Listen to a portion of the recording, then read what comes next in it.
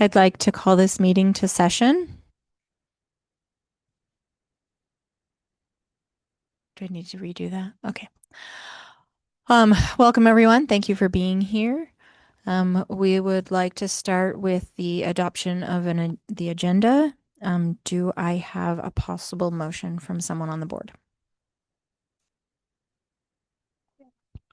I'll make a motion for a flexible agenda, the adoption of a flexible agenda. I'll second. All right. Any discussion? All right. We will open it up for for public comment at this time about the flexible agenda. All right. We will close it at this time. All in favor of a flexible agenda, say aye. Aye. Any opposed? Motion passes unanimously. I'm sorry, I just realized I did not state that Ms. Jackson made the motion. Ms. Miller, Ms. Knighting seconded. No, it was you? Okay. I need more time between two meetings. All right. If everyone would please stand, Ms. Jackson's going to lead us in the Pledge of Allegiance. Allegiance to the flag of the United States of America and to the republic for which it stands, one nation, under God, indivisible, with liberty and justice for all.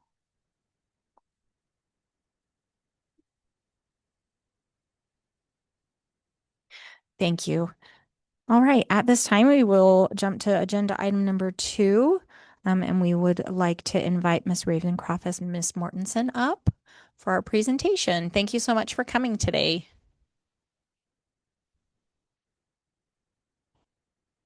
President Wagstaff? Yes. Actually, Mr. Rex, do you mind turning up the volume on my microphone?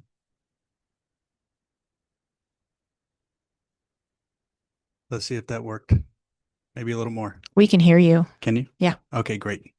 I just want to state for the board that multi-tiered systems of supports is an area within our strategic plan, and it is a priority in the district. Thank you. Ladies, thank you so much for coming. Appreciate it. Please make sure you turn the microphone on and it's not. There you go. Thank you for letting us go early in the agenda. We appreciate it. Thank you for this opportunity in general to present on MTSS, Multi-Tiered System of Supports. I am Molly Ravenscroft, MTSS Administrator for the district, and I also am an Assistant Principal, thank you, at Minden Elementary School. I've been in education for about 22 years, and I've been an administrator for about 16 years. I've served at both at the elementary, middle, and high school level, and also worked at the district office down in San Diego County for about 6 years prior to coming to Douglas County School District. And I've been in the district for about 6 years now. My name is Jennifer Mortensen. I am also in my 22nd year of education, different career trajectory. I am your lead school psychologist, your MTSS coach for the district, and I also hold a Nevada license in teaching for high school science and speech and language pathology, and it's my 3rd year here. We just wanted to reference appropriate Tier 1 practices. So we front loaded the vocabulary with the presentation so you had access and understanding of the material we were presenting. If anybody had any questions, we're happy to review the glossary, but we're just going to go over it now at this time, or skip it at this time. And this is really very strange. Weird to present and teach sitting down. So multi-tiered systems of support is a systems level viewpoint that looks at all of the supports and resources you have across all tiers of education. So we talk about students from pre-kindergarten to 12th grade, and we look at making sure that we have supports for social emotional, academic, and behavioral supports. This also looks at your systems level needs. So curriculum, professional development, etc. There's 4 key components of MTSS that include screening, progress monitoring, and then you want to look at prevention and then database decision making. So I loved this graphic. MTSS is often, I love the vineyard, especially if you talk about agriculture here in Nevada, but it's the whole plant, right? We're looking at all systems from the what we produce at the top for our children, the systems at the bottom that are holding everything together. And so when we talk about intervention, we're looking at all students are tier one. So all students are in that universal tier one supports. They all receive supports. And then we talk about more targeted supports for a select group of students that might show additional needs or supports. Could be anything from reading intervention to some social emotional groups to students who might be our backpack buddies who need extra resources and nutrition at home. And then for the tier three, we're looking at our more intensive supports for a very small group of students. And this is a way to appropriately allocate resources and make sure that the funding is spread appropriately with evidence-based practices district-wide.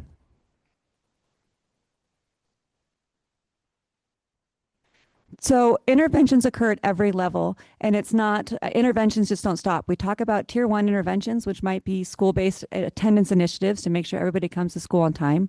Or at the high school, we might have a tardy policy or really targeting those hats in the classroom, right?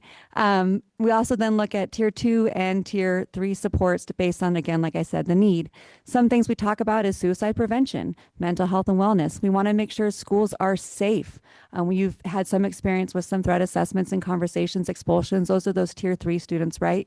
We'd love to have more of a preventative model. So we're acting on the front side instead of on the back side after something has occurred. We also look at behavior and social emotional learning, making sure that we teach students how to be students. We often teach students how to read, but we forget that they also need instruction how to be a learner too, and a solid citizen. We want to look at attendance and engagement as well as academics. MTSS helps to match students with what they need at the right time. So there's no getting around it. It is state mandated. This is the first year that MTSS has been funded from a state level. Previously, MTSS was based on federal grants. We are connected to the University of Nevada Technical Assistance Center. They help coordinate supports and provide training to us.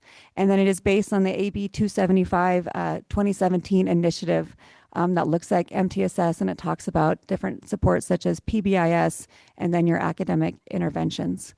And then there's some links there that are wonderful, and they should be live in the presentation, I believe.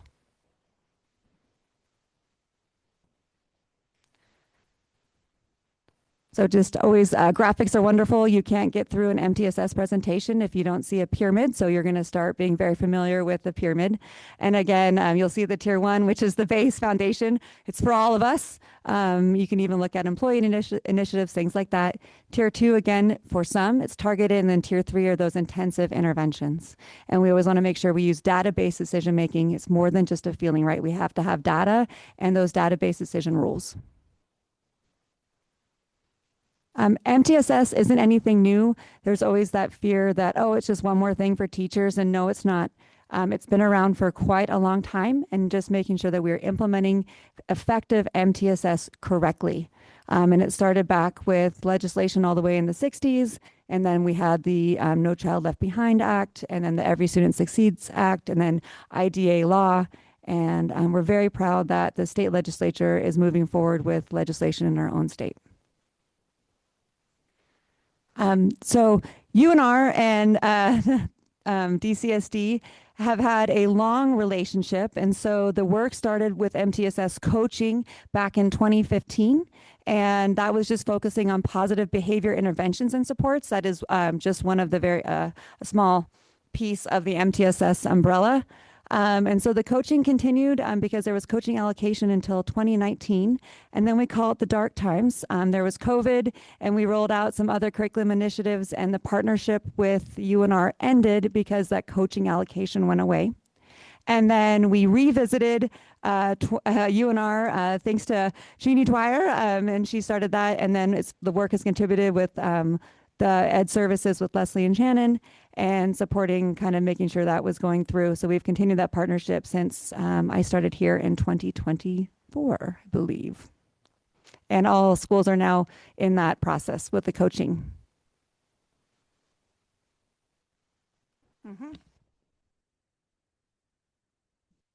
Yes, ma'am. We have control. Yeah. So what does MTSS implementation look like in our district? It is one of our shared priorities in our strategic plan. It's part of Goal 1, student success with opportunity and access. And as Jen mentioned, MTSS provides a consistent data-driven approach, and we really look at ways that all students can be successful academically, behaviorally, and social emotionally. The way we have it structured within our district this year, starting this year, we have both of us as coaches, MTSS coaches. So we support district-wide implementation. We provide coaching and technical assistance as well as professional learning to our school site teams. And we support data-based decision-making at the district level as well as helping our sites do that at the site level. We monitor fidelity and outcomes to continue for continuous improvement. And then, as Jen mentioned, we collaborate with university and different community partners to strengthen our program here in implementation. At the site level, we have MTSS site liaisons, which are our school counselors designated at each site to support MTSS. They help lead the implementation and they receive additional training through us as well as UNR to support their role. Each school site has an MTSS team. They've established that. Some schools have had that established for quite a while. Some schools started towards the beginning of the school year, but each site has a team and they meet at least once a month. The team consists of teachers, specialists, oftentimes special education staff, administrators, counselors, oftentimes a school nurse and other community partners. Oh, and Jen mentioned the UNR partnership. We do work with them often and they provide technical expertise. We have monthly meetings with them as well as coaching calls, and they provide additional guidance. We've talked a lot about data-based decision-making. What does that look like? Universal screening. Jen's going to go into this a little bit more on the next slide, but we screen students either 1 to 3 times a year to identify students who are at risk, maybe academically, behaviorally, or social emotionally. We look at which students are on track, which students might need additional intervention or support, and how well Tier 1, the support for all students, is working. If students need additional support, like interventions, then we implement progress monitoring, which is more of a frequent ongoing assessment of students who need support, whether they're in Tier 2 or 3. We also look at whether the intervention is working, if students are responding, and if we need to continue that intervention, modify that intervention, or fade support. Maybe the student is learning and making progress and is no longer needing that support. We also look at outcome data, and we have another slide on that, but we look at how students are progressing overall, whether it's individual students, groups of students, grade levels, or school-wide, and if we've met our goals.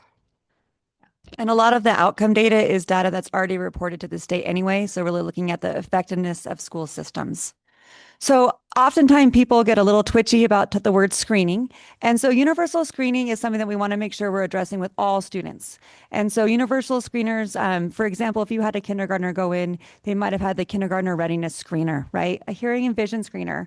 You might have MAPS testing, which is a benchmark assessment to see where a student is at grade level and if they need more reading support or math support. And then we also give an internalizer, externalizer behavior screening. We talked a little bit about students not knowing how to be students. And so it's so often for us to see the students that might end up in the office or those office discipline referrals, but we're not always capturing the students who might be internalizers, right? Who are sitting there struggling in silence or going through something we are not aware of. So we want to make sure that we're providing those screeners as well to then see if we need to build up our social emotional curriculum or look at groups. We want to make sure that screeners are brief. They're not diagnostic ever, and we want to make sure that they should be administered 1 to 3 times a year. If they're only once, the fall's always better. And this is to help for prevention, which is incredibly important, as well as also intervention. You can't make database decision rules without knowing the population you have, and your population changes every year. If you think about the students we had prior to COVID and the learners that met us at the door after COVID, right? So we want to make sure that every year we are screening to determine the unique needs of the students who come to our classrooms. And I had previously mentioned outcome data. So the type of outcome data we look at is like state accountability data, so our SBAC and MAP scores. We also look at different measures of student achievement, screening assessments, benchmark assessments, formative assessments, student work, that type of thing. We look at student attendance, dismissal, and discipline rates. Course enrollment, completion, and pass-fail rates also tell us a lot, as well as enrollment in advanced courses. And of course, we look at our promotion and graduation rates as well as our dropout rates. Oh, that's okay. Our progress data. So one of the things that we do on a regular basis is complete a tiered fidelity inventory. That's a data point for us to tell us how successful we are at implementing MTSS district-wide and at specific schools. So last year we conducted a TFI, again, tiered fidelity inventory, where we went out to schools, did a walkthrough, met with site teams, and completed this inventory. It's research-based. And based on the scores, we've identified, so we did it in the spring, we've done it in the fall, and we're in the middle of doing it again in the spring now. So we have 6 schools that are considered to be implementing Tier 1 with fidelity. So they have that Tier 1 foundation. And those schools are Aspire Academy, Carson Valley Middle School, Gardnerville Elementary School, Jacks Valley Elementary School, Minden Elementary School, and Powaloo Middle School. We also have 3 schools that are within 5 points of implementing Tier 1 with fidelity, and that would be CC Manili, Douglas High School, and Scarcelli Elementary School.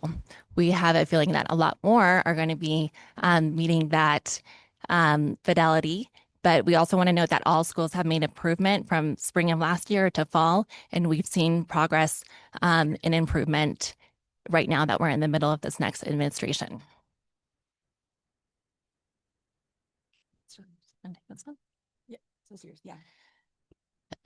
So this is one of the things that we look at when we go through the tiered fidelity inventory. We look at our teams in place. Are they meeting regularly? Are they looking at data to support their students and school-wide improvement? We also look at practices, systems. Do they have systems in place? And then again, that data component. So that tiered fidelity manual should be linked, and that should be an active link if you want to click on that and review it on your own time. A little light reading. And we're focusing on Tier 1. So it's a lengthy document, but if you just want to look at the Tier 1 and the tiered fidelity inventory, that's where we are as a district right now. One of the questions that comes up often is, how does MTSS integrate with EPIC, or how does EPIC integrate with MTSS? So we put together this visual. As part of MTSS, we focus on school-wide behavior expectations, which are generally 3 to 5 shared expectations that define how all students are expected to behave across campus settings. So whether it's in the lunchroom, outside, in the classroom, in the hallway, these are standard expectations that students are expected to the way students are expected to act at school. So oftentimes you might hear when you visit schools like safe, respectful, responsible, that would be the school-wide behavior expectations. Then there's the classroom level behavior expectations. So classroom level should really align with the school-wide. So it's not going to be very different, but it just might look different, like at first a science classroom versus an English classroom, but still using that common language. Again, in the example I gave, safe, respectful, responsible, teachers can connect their classroom behavior expectations to the overall school-wide behavior expectations. Then class vision, that's a component of EPIC. That's a shared statement describing who the classroom community aspires to be. And then the class code is student-created commitments defining how members of the classroom community act to achieve the vision. Then lastly, the SOPs, standard operating procedures, are the routines and practices to help define things, how things are done in the classroom. And to further explain this, because most of us can relate one way or the other to the game of basketball, we chose to use the game of basketball to explain the connection between components of MTSS and EPIC. So your school-wide behavior expectations would be like the main rules of the game.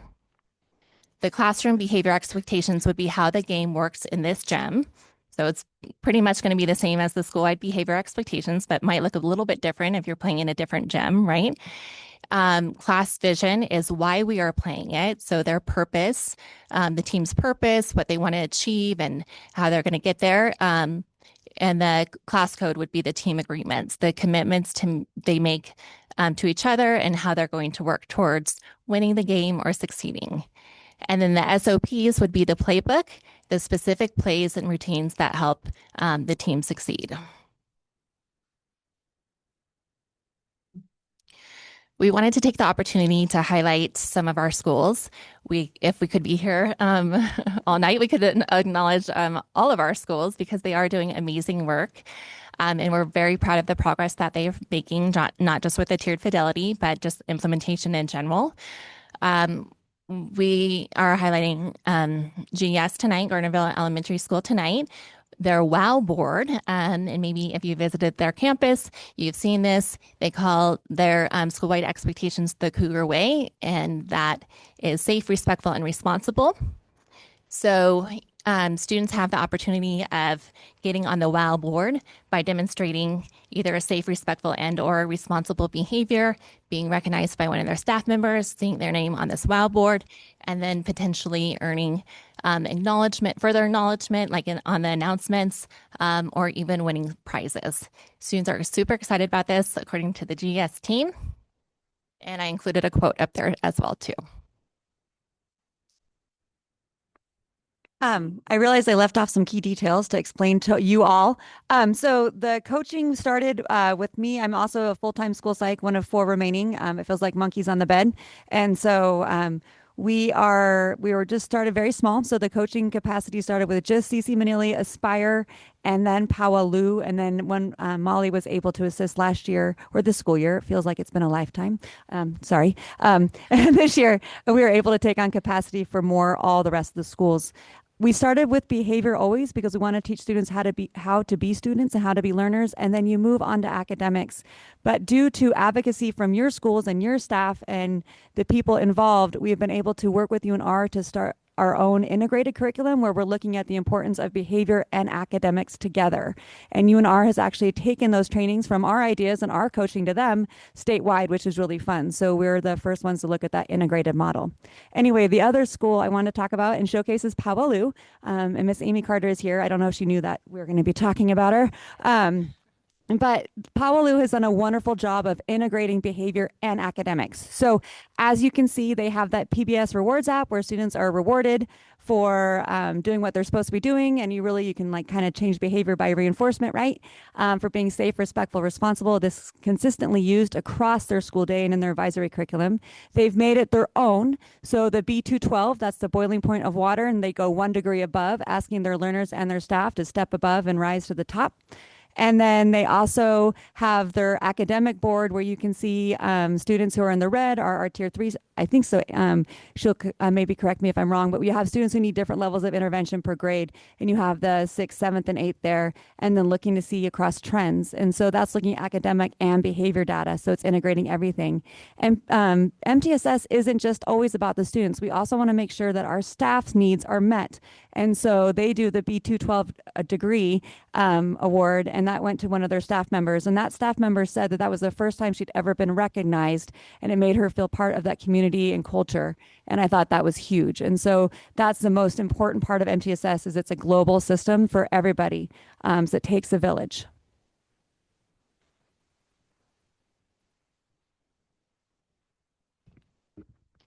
And we also wanted to highlight one of our high schools, Douglas High in this case, and their school-wide expectations are be honest, be respectful, be willing, be kind in all places and to all people.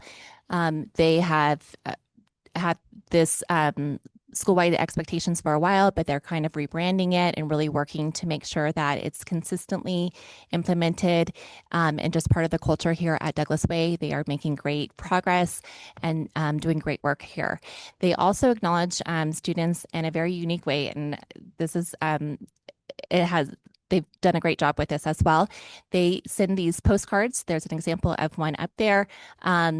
teachers can nominate students or actually mail these home to students who have either demonstrated being honest, respectful, willing, kind, or multiple ones of those two, and then they mail it home to the parent. So they receive them in the mail. I believe you received one as a parent. My daughter gets them. Good thing, because if she didn't, or if she wasn't being appropriate, we'd have conversations. But it is fun because there are very specific comments in there, and that's one of the things when we're looking at positive behavior supports is you want to be specific about your praise, right? Just saying good job is disingenuous, and so we want to say I really appreciate you for doing X, Y, or Z. And the high school really wanted to focus on building intrinsic motivation, and so that's where they were going with this. And it is fun to see them in the mail, and there is that pride that also comes with it. As far as the future of MTSS in Douglas County School District, our commitment is to maintain a partnership with UNR's Technical Assistance Center. We have partnered with them. Again, we reestablished that partnership recently and want to continue to work with them. We plan on continuing to provide district-wide coaching support to ensure fidelity across all of our school sites. We want to support all of our schools in moving into advanced tiers. They're making great progress right now, and we want to continue that momentum. And then also make sure that there is sustainability with allocation of resources. And again, the focus is on database decision-making. So I think that's a very timely conversation considering where we are currently.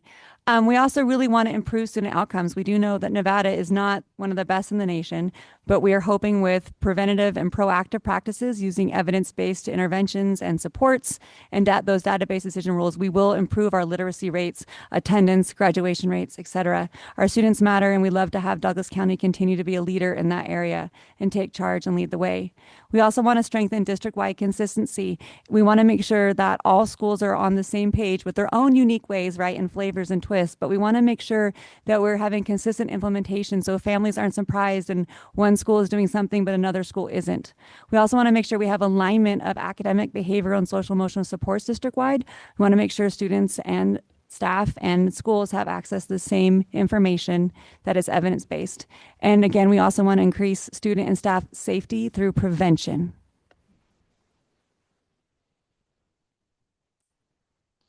Oh, yeah. So you get to see triangles and umbrellas. And so we talk about MTSS with the triangles for the PBIS and the tiers. But MTSS is an umbrella of all the supports. And so the amazing Haley helped take this graphic and change it into a Douglas County School District unique form. And it talks about all the different places that are underneath that umbrella and sheltered by that umbrella. So of course you have to have professional development. We need time for our teachers to learn the information and the strategies and the curriculum. So it's implemented with fidelity. Nothing is successful if you go to one workshop and then you're given a book and you say, go have at it. And so we want to make sure we have that continued support in teaching. That's why we have those PLC times. Those are a great time for the MTSS teams to look at their school-wide or grade level specific data or even content-based data and make decisions to support students. It takes curriculum and design, making sure that we have evidence-based and research-based curriculum and not just the newest thing that's being spread by a representative, right? We always want to have positive behavior interventions and supports, just teaching students how to be learners and helping them access their needs that way, because a lot of students are not getting it at home. We want to support them every way we can. We also love collaboration. This is part of MTSS with our community partners. We have a close relationship with the DC Douglas County Sheriff's Office, and I am so grateful for our SROs every day. There's a wonderful partnership as well as counseling and other supports that come in and support our students. We look at EPIC for Tier 1. We have the Portrait of a Learner, the school collaborations, and as well as parent involvement engagement. We love our families, and we love having that support with our parents too. And that concludes our presentation, but we welcome any questions. Thank you for such a great presentation. Are there any questions from anyone on the board? Oh, Ms. Knighting? You mentioned that this was originally grant funded, but it's now funded through the state. Is that limited funding through the state for a certain number of years? And does it cover all of this? So I'm doing this out of the goodness of my heart. So I'm still a full-time school psych. And so, but as far as the funding, this is the state. So the state coaching is funded. So UNR is funded by the state legislature. So they provide the training and the resources. What's wonderful about that, though, with the training is often it comes with curriculum, sometimes like for tier 2 or tier 3 that they will provide. I talk really fast and I apologize. But so they have accountability, which is one of the most important things about the TFI. The state will not continue to fund if they don't show the benefit, right? So there's accountability across all levels. And so the districts who have partnered with them have to provide, we do district TFIs as well, school-based TFIs. That data goes to them and then they have to report that to the state. So it's nothing in our budget. So yeah. And the agreement with UNR does stipulate that we have to allocate at least like one full FTE to do this work. And in this case, we split that role. So that's our current structure, but that is not funded by UNR. For the state. Yeah. Or the state. That's a great question. I just turned it off. Sorry, I have a question. I noticed that on the list of schools that are tier 1 and that are 5 points away, not all of our schools are listed. Why is that? Yeah, so some of them aren't quite to that fidelity point, but they're making progress. So our school sites were at various levels when we started at the beginning of the year. And so they're working towards progress at their own level. But we're halfway through the spring administration and we've seen progress in all of the schools that we've been to. We have more tomorrow and next week. So we estimate that most of our schools will be at fidelity. There was also a bit of a resistance, I think, to is it EPIC versus MTSS or PBIS, right? So there's been a lot of coaching on that. And then also a bit of a misunderstanding with PBIS practices and not seeing that it doesn't just have to be about the reward, right? It's about teaching that behavior and making sure we have that social emotional curriculum. So we are coaching and many of them are taking the bait and coming this way with us. So our schools are implementing and working on, and all of our schools are doing that. Yes. doing And the best we can. No, I appreciate that. I just want to make sure that because they weren't on the list, that they're not being like, well, they just don't want to do it. Nope. We are working with all of our schools. And on that slide, I probably should have highlighted it a little bit more. All of our schools had made progress from last spring to fall. That administration, both of those administrations. And again, we're in like the third administration, essentially. Okay. I will add, and it's not a question you guys are having yet, but the reason we're focusing on tier 1 practices is you have to have strong tier 1 before you move up into tier 2 and tier 3 and look at those interventions, because it's just about resource, right? And want to make sure that we're not providing stuff that is not needed, or if there's a breakdown in our tier 1 practices, right? School-wide practices. And so you don't move into the training for tier 2 or tier 3 until you show that you can actually implement the foundation of the school system with fidelity. So that's why. So the goal is that the schools that are meeting fidelity will then transition into tier 2 instruction from the university, as well as the coaching support here by Molly and myself. And we do have a multi-year plan, not just for us, but in working with UNR. And does it normally take a year to implement, or does it take longer? Do you want the real answer? Yes. It takes about 3 to 5 years to make Okay. impressive tier 1 practices. And that's one of the things that can often set you back is if there's employee turnover. So then you're retraining and then restarting. And so we want to make sure that that's why it's district alignment. And so nobody is surprised by those conversations. So. Okay. Well, thank you. I appreciate that. Ms. Jackson. Thank you for your presentation. I just wanted to clarify, it sounded like there's not really additional screening for MTSS. You're just using screening that they're already doing. For example, the MAP testing, and looking at coursework. So it's not, I guess I'm just afraid parents are hearing, what? They're screening my kid 3 times a year besides everything I already know about? Yes. So it's just from what they're already doing. Yes. Okay. And then I just wanted to clarify one thing I noticed on the Pawalu slide. It showed the board with all the student names, and I've been to several schools, and that is in the teacher's room. And I just wanted to, just to make sure that everybody's aware of that. It's not like as you walk in the front door of the school. Thank you for clarifying that. And it's, yes, and behind, like, it's essentially secured. Yes. And it's covered. Generally, we took off the cover, obviously, to grab the photo, but yes, very confidential information, and they do a good job of maintaining that. And a student doesn't know if they're what tier they're in, right? And so I'm not going to be like, come here, Yvonne, tier 3 student. So she would never know. You would just pull her in a group and say, come on with me. We're going to go do something really fun today. And so yeah, we definitely professionalism is maintained. And so, yeah, Thank you for clarifying. Yeah, I knew that. I just wanted to make sure Yes. everyone. Yep. we appreciate it. Mhm. Well, and I would add when we are there, it's also covered up. Yep. So Yes. no one has seen this. No one has seen it. Very secure. So I noticed on one of the slides where you go back to 2015, 2016, there was tier 2. So were those schools implemented with tier 2 and then it kind of dropped off with those 4 years? Yeah. So as Molly mentioned, part of the agreement with UNR is that you provide a full-time coach or they will not provide support.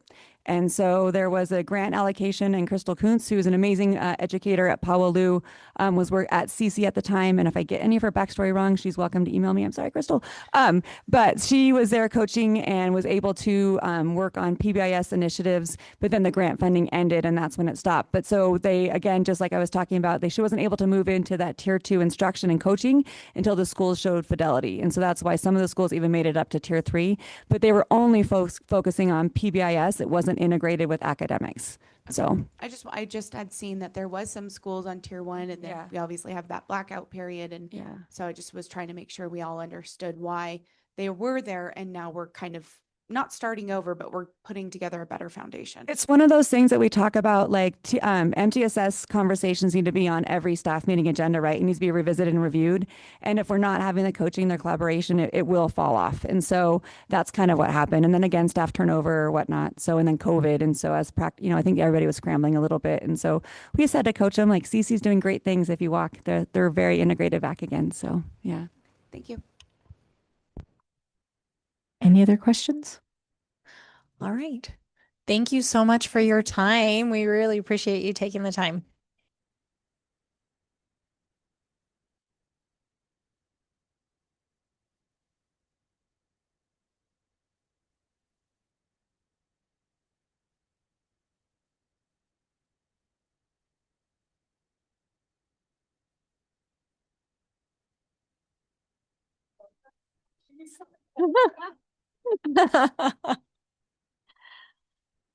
All right. At this time, we will move into public comment. This is for anything not on the agenda but falls within the purview of the school district. If you would like to make public comment, you can come to the microphone or we can take it online. You will have 3 minutes. When you begin your time, please make sure that you state your name for the record.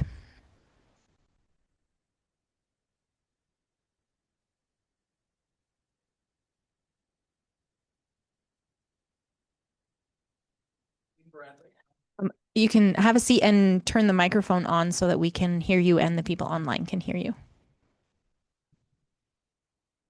It is not. You just push the little button there. There we go. It is on now. Thank you. Hey, I'm Wayne Bradley, and I have a question. If the school board would consider unlocking, I'll call it the dog park, but it's the grass area behind the main office building.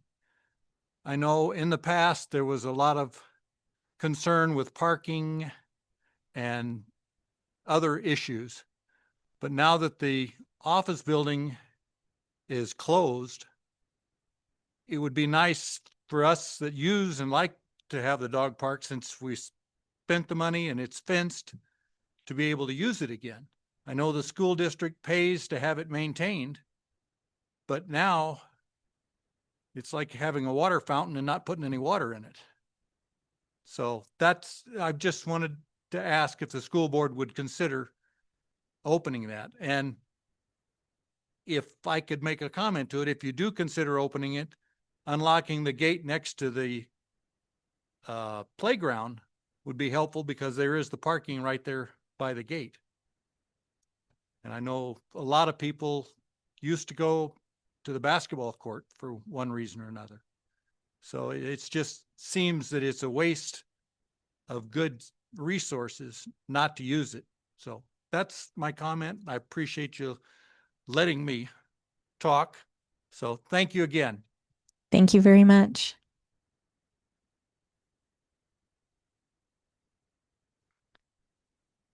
We have none online. All right.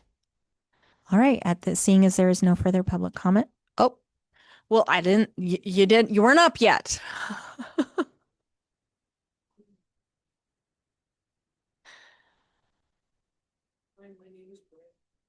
You'll need to turn the mic on. Hi, my name is Brian Patrick. I have kind of a story I want to talk about a little bit. Many, many years ago here, we had a program that I understand to be, it was, PDC, right? We still have it. But when it was implemented, it was on after school and it was on the weekends. And it was for the teachers to get their extra credits as they could accumulate over the years that they needed. Now, that being said, I understand when we hire teachers, we vet them, we see where they graduated, what they've done, where they've come from, if they have teaching experience, all these wonderful things. And then we put them in a classroom. Because what we've done is we've found out, oh, they know how to teach because we hired them for that reason. Okay. So what I'm trying to figure out about PDC, because I really don't know. I mean, I've heard a lot about it, pro and con. What I don't understand, first of all, and maybe you want to ask this question and get some numbers, is you take the students, the teachers now out of the classroom and you put in subs. How much does that cost you every year to put in all those substitutes when you pull these teachers out for 1 day, 2 day, 3 days, half a day here, half a day there, and not just new teachers that you feel probably don't know what they're doing for some reason, but experienced teachers who have been there 20, 25 years. It boggles my mind that this is not something we should be interested in because it's a lot of money. Okay. The other question I have is apparently we have 200-300 kids graduate from Douglas County every year. God bless them. Maybe it's 400. I hope it is. My question is, how many of these kids are applying for scholarships? All 300? Is it 50? Is it 75? How many kids are applying for scholarships? Because we've moved a whole schedule because of those kids who are applying for scholarships. I find those two things interesting to consider. Thank you. Thank you. All right, seeing as there is no other public comment, we will close it at this time and bring it back to the board. All right, at this time, we will move on to our DCSD shout outs. I'm assuming that each of you received your little papers. It should have been sitting. Oh, yeah, Dave's not here, so. He is not here. She thought, Marcus, that you were getting rid of yours. Well, Marcus, do you want to start us off? Sure. Thank you. So my first one is for Kingston Early Wine. To Kingston, the funny and most determined and my favorite 11-year-old son. And then Elizabeth Likeness, Carson Valley Middle School teacher. I love Mrs. Likeness so much. She is my favorite teacher and always strives to make us better students. She is amazing and I love her so much. Emery Castro, Pawalu. Shout out to Emery Castro. After 3 years of hard work, persistence, and dedication, he made all-state band trombone and all-state choir bass singer. He will be representing our region in Las Vegas this month. Way to work hard as a musician and a student with a thriving GPA. Go Panther Emery. I like that one. And then Christine Jezik, Jacks Valley. Mrs. Jezik is a supportive, caring, and kind teacher who obviously loves teaching. She is passionate about education and truly goes above and beyond. We appreciate her and feel so fortunate to be a part of her class. And she is one of ours that is retiring this year, so I like seeing that on there. So I have Miss Parks, a CVMS teacher. Miss Parks is an amazing teacher, and I love seeing her every day. She's amazing and so sweet. She always welcomes her student with a smile. I love Miss Parks so, so, so much. And then we have Mr. Cade Balagad, our CTE administrator. A huge thank you to Cade Balagad. His passion for his profession, educators, and students just shows through naturally. He always has such a positive energy that is contagious to everyone. He takes the time to get to know his staff and students. He raises and brings in large sums of money for the CTE programs. He's a great leader and mentor. Many students are attending school just to be part of his CTE classes. Thank you for all you do, Cade. So the first is Sherelle Wanderscheid from Jacks Valley. Mrs. Wanderscheid is by far one of the best teachers. She cares for her students and she communicates extremely well with parents about their child. And then Jane Bisa Pawalu. Jane cares about the students in her class and does everything she can to make sure they understand the lesson and can grow academically. I have Mr. Trent Tingy, DHS teacher. Mr. Tingy gets to know the kids as individuals. He's a great teacher, a great leader, and a great role model. Both my kids were lucky to have his class. Thank you so much for working so hard and caring so much. And Jody Burke, DHS front office. I want to recognize Ms. Burke for being so amazing. We mostly homeschool, only taking a couple of classes at the high school, which means we have needed a bit more details on those who go full-time easily know. She never seems annoyed and is always willing to help with every question we have. I hope she realizes how special she really is and how thankful we are. All right, Katie Martin and the George Whittle High School culinary students. GWHS teachers and students, I was fortunate enough to experience a Thursday lunch from the George Whittle Culinary Department led by their teacher, Katie Martin. The food was delicious, and many others were talking about what a nice service it was that they can order lunch every Thursday. It is evident that lots of time and planning go into these meals. Miss Leslie Campbell. Thank you, Miss Campbell, for such a festive and fantastic Veterans Day concert at Scarcelli Elementary School. We truly appreciate your hard work and dedication in bringing Scarcelli a wonderful music program. Thank you to all our staff members. You all step up and it's evident in the amazing things we see happening across our district. So thank you.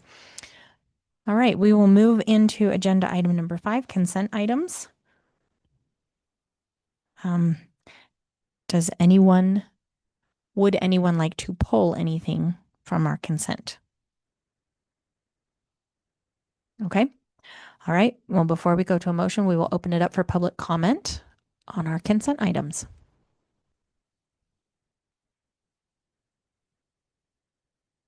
Adrian Sawyer for the record. A parent of 3 DCSD students. I'd like to talk about the personnel report in the budget voucher 2675. A title fee for $6 for a Ford Maverick. Last month, Trustee Zinke asked about the purchase of a new Ford Maverick truck for $33,000. I would like to follow up on that and see what that was for. I appreciate Trustee Zinke going over the vouchers and seeking clarification considering the current budget situation. In addition, I would like to know what the difference between reduction in force and eliminated positions is. Are all RIF positions eliminated? How many positions have been affected so far this year by RIF? And how many positions have been eliminated so far this year? And if any overlap? In addition, I'm curious why the classified and certified reduction in force have the names of the people whose positions have been eliminated instead of the employee number. The certified and classified positions eliminated are listed by employee number. Many of the people who are losing their jobs have dedicated their careers to the students of Douglas County. There's a way to inform the board of positions eliminated in a way that does not belittle the contributions of those people in those positions. Also, the classified positions state the location and position, but the certified administrative eliminated positions and the certified eliminated positions only have locations. It would be helpful to the board and the public to know the positions at the locations that are being eliminated.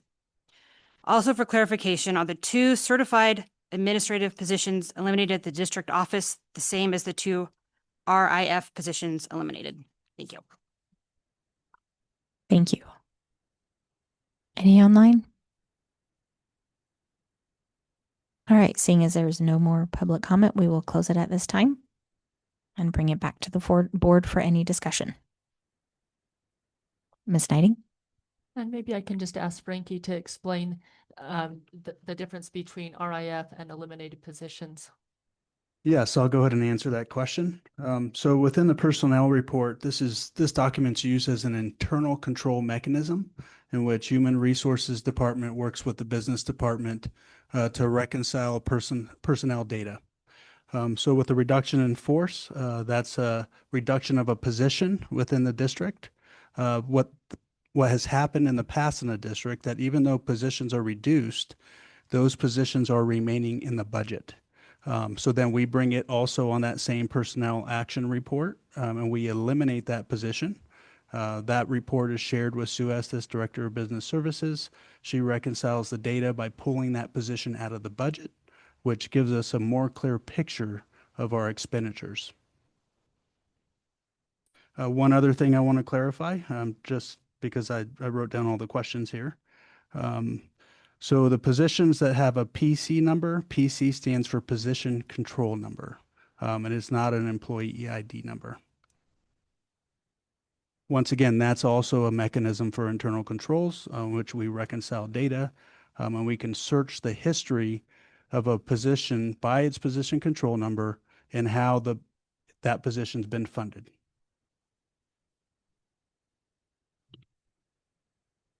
So can I just clarify on that then? So what you're saying is those positions are basically on there twice. They're there as a reduction in force, and then they are there as an eliminated position.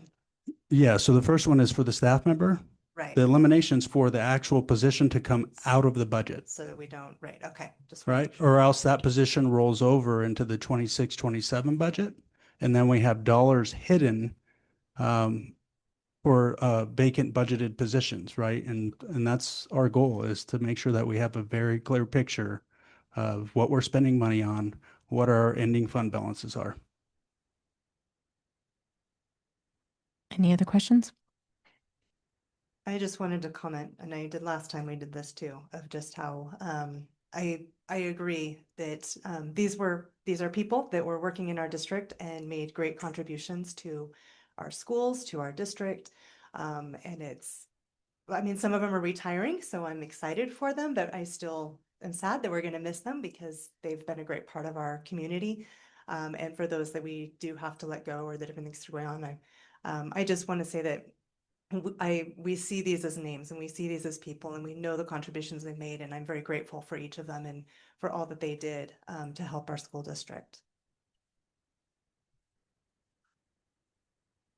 All right. At this time, I would entertain a motion for consent items. Sorry, could we do one more thing really quick? Absolutely. There was also the question about the Maverick. Oh, yeah, no And problem. Let's we do did that. receive information. I would love. Yeah, the board received information through an email. Here are the reasons for replacing the 2007 GMC Savannah with a 2024 Ford Maverick. So the first item is fuel efficiency, maintenance cost, the vehicle condition. There was definitely deterioration of the paint and the body of the vehicle, public perception and law enforcement stops. That vehicle had been stopped because it did look suspicious. Fleet replacement plan. So as part of the 2-year replacement plan, fleet plan that they created, there was a procurement timeline in which the vehicle purchase process began in July of 2025, but then was not delivered to the district until recently. And then we strive for improved reliability for custodial operations as well, winter safety, and then no increase to the fleet size. So it doesn't add any additional vehicles to our insurance premiums. Operational flexibility for future needs, and those are the reasons why our fleet manager replaced that. And it did not come out of general fund. Thank you. Okay. Would someone like to make a motion on our consent I'll make a items? motion to approve all consent items. Second. I have a motion by Ms. Miller, a second by Ms. Jansen. Any further discussion from the board? All in favor say aye. Aye. Any opposed? Motion passes unanimously.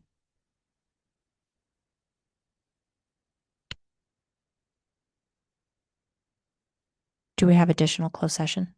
Yes, we do. Okay. We can do the Chromebook contract Okay. approval. Yeah. All right, so we will go on to agenda item number 7, our Chromebook contract approval. Mr. Rex, you are up, the man of the hour. Keeps our meeting running. Thank you. So I'm excited. But so anyways, thank you. Jared Rex, part of the tech team here at the school, and appreciate the opportunity. I appreciate our superintendent, who obviously we have so many challenges going on financially and everything else, but he's encouraged me to keep the focus on our students and trying to do the absolute best that we can for them. And that's part of how what you're seeing tonight, and it's evolved over the months, but what we feel is a really common sense solution that is something that's cool for students. So I'm excited. Our tech team is excited about it. So I could talk about Chromebooks for the next 30 minutes, but I'll give you the 90-second version if that's all right. And then I'll be happy to take questions. But anyway, so this purchase, big picture, is really cool because it identifies all of our students K through 6 and gives them a new device going into next school year. I think in a district like ours, it's really critical that kind of the rising tide raises everybody at the same time. And so we've got everything equal across the board. All of our students deserve the opportunity to the best educational resources that we can provide. So as part of this, what's also really cool is the vendor that we're working with, they also manufacture computer carts. So they're including in this purchase, they're in the items that you see that are marked as free. As we know, nothing is free, but essentially they're providing wholesale cost computer carts for every classroom in the district. We'll also, like in our libraries at the high school and middle school, add those, but there's 90 carts. That represents about $54,000 of wholesale value of computer carts. So that's exciting. Obviously, we were in a financial challenge and we recognize that. So to me, and I'll be honest, historically, I've done this approach a lot and it makes sense, but we're proposing to use a financing model. Here's why. Memory prices, computer part prices are going up all the time. Trying to predict what those prices look like 2 weeks from now, 6 months from now is almost akin to gambling. So in this situation, we're proposing doing our entire K through 6 at one time, locking in the purchase price. There is a financing cost to that. The effective interest rate over this 4-year period is about 2.5%. But what we feel is really exciting when we buy in quantity, that's actually reducing the cost. If we were, say we were going to buy 1 or 2 grades at a time for the next 3 years, we would actually see a higher price per unit right out of the gate because we'd lose that quantity discount. So I think another thing, when you think about technology, if you go into any of our classrooms across the district, one of the things that's very consistent is technology is present. Devices are being used. When kids a lot of what they do requires a technology investment. What we're asking you to approve tonight, and I realize there's different numbers per building, but if you used an annual cost of what we spend to educate a student, and I just picked what I thought was an average number, but $12,500, this represents over the next 4 years, 0.7% of that annual cost to educate a student. So the ability to get them in a device, which I guess I kind of skipped over that, the devices, we talked about COVID in one of the earlier presentations, and man, doesn't COVID seem like a long time ago? The devices our kids use right now, K through 6, are 2019 models that were purchased right during that COVID era. So we're asking them to use technology that frankly is too old. What's nice about this proposal too, and a question that comes up, what's the value of an old Chromebook? So in a financing model, basically you'll note that there's a 5th year option, that if we want to use these for a 5th year, which kind of depends on what current prices are 4 years from now, but gives us the option to continue to use those for $38,000. If we don't, look at that as essentially a trade-in. So the trade-in value, it's like we're pre-buying the trade-in, $20 a unit. Last time I went to trade in Chromebooks in quantity, most of the quotes that people offered were $17, $18, $12. A 4 and 5-year-old Chromebook really only has value to us if we think there's value. And so this proposal gives us the option 4 years from now to make an educated decision if that's a good investment of extending for that 5th year. One of the other things that I'm really excited too, I'll be honest, we really needed to replace middle school and high school devices too. As we've, just like all of you, our tech department, we've wrangled with the budget challenges and our team has worked really hard. And I said to them, how can we make this work? So one of the cool things that I'm really proud of in our team, Sherry Kroshich, Dennis Golden, they're out working hard and taking care of kind of the help desk needs of our students. They took a program that we do actually right here in this room where high school kids work on basically the Chromebooks and help do the repairs. Because as we're dealing with older devices, the amount of repairs is just keeps going up here we go, exponentially. I got it. Thanks. But we've expanded that now to our middle school. So we have kids, middle school students that are actually under Dennis and Sherry's leadership, learning how to fix their own devices as they break them, which to us is awesome. But it's also been a great experience for them. So because of what we've done there, that's allowed us to kind of babysit some of these middle school and high school devices for another year. And I'll be honest, we'll be coming back at some point next year with a strategy, and we're excited because there are a lot of cool things we can do with middle school and high school devices, but we'll be coming back next year to talk about that. So I'm good if you are. So. All right. Who would like to ask questions? Ms. Miller? So is this coming out? This isn't coming out of our general fund IT budget. This would be coming out of the capital improvement portion of the IT budget. Sure. Excellent question. And what's nice about this is nothing comes out of the current year. And then there's a $100,000 payment that will come out of next year. And we've really built it into our existing allotment of capital improvement dollars. Obviously, that amount increases in future years. But what I found is we'll know what those amounts are that we're planning towards. And that allows us to make decisions big picture where all the pieces will fit together nicely for us. But no impact to the general fund. Okay, I just want to make sure that our constituents understand that. So thank you. Ms. Knighting? The current Chromebooks we have, are we trading those in, or what's happening with the current Chromebooks? So great question. So those elementary devices, which there's a lot of them, most of them have batteries that now rated about 50 to 60% battery life. We're probably not going to trade hardly any of those in right now. What we're going to do is go through those, the ones that are just not usable. Honestly, they'll be recycled. Ones that have any use of them, we'll probably recruit those middle school kids and our high school kids to help refurbish those. And as we roll into next school year, we'll have stacks of hundreds of them basically ready to try to get through next year with our middle school and high school students. So there'll be more value to us to hold on to those and use those as a replacement device for our students next year in the middle school and high school. But great question.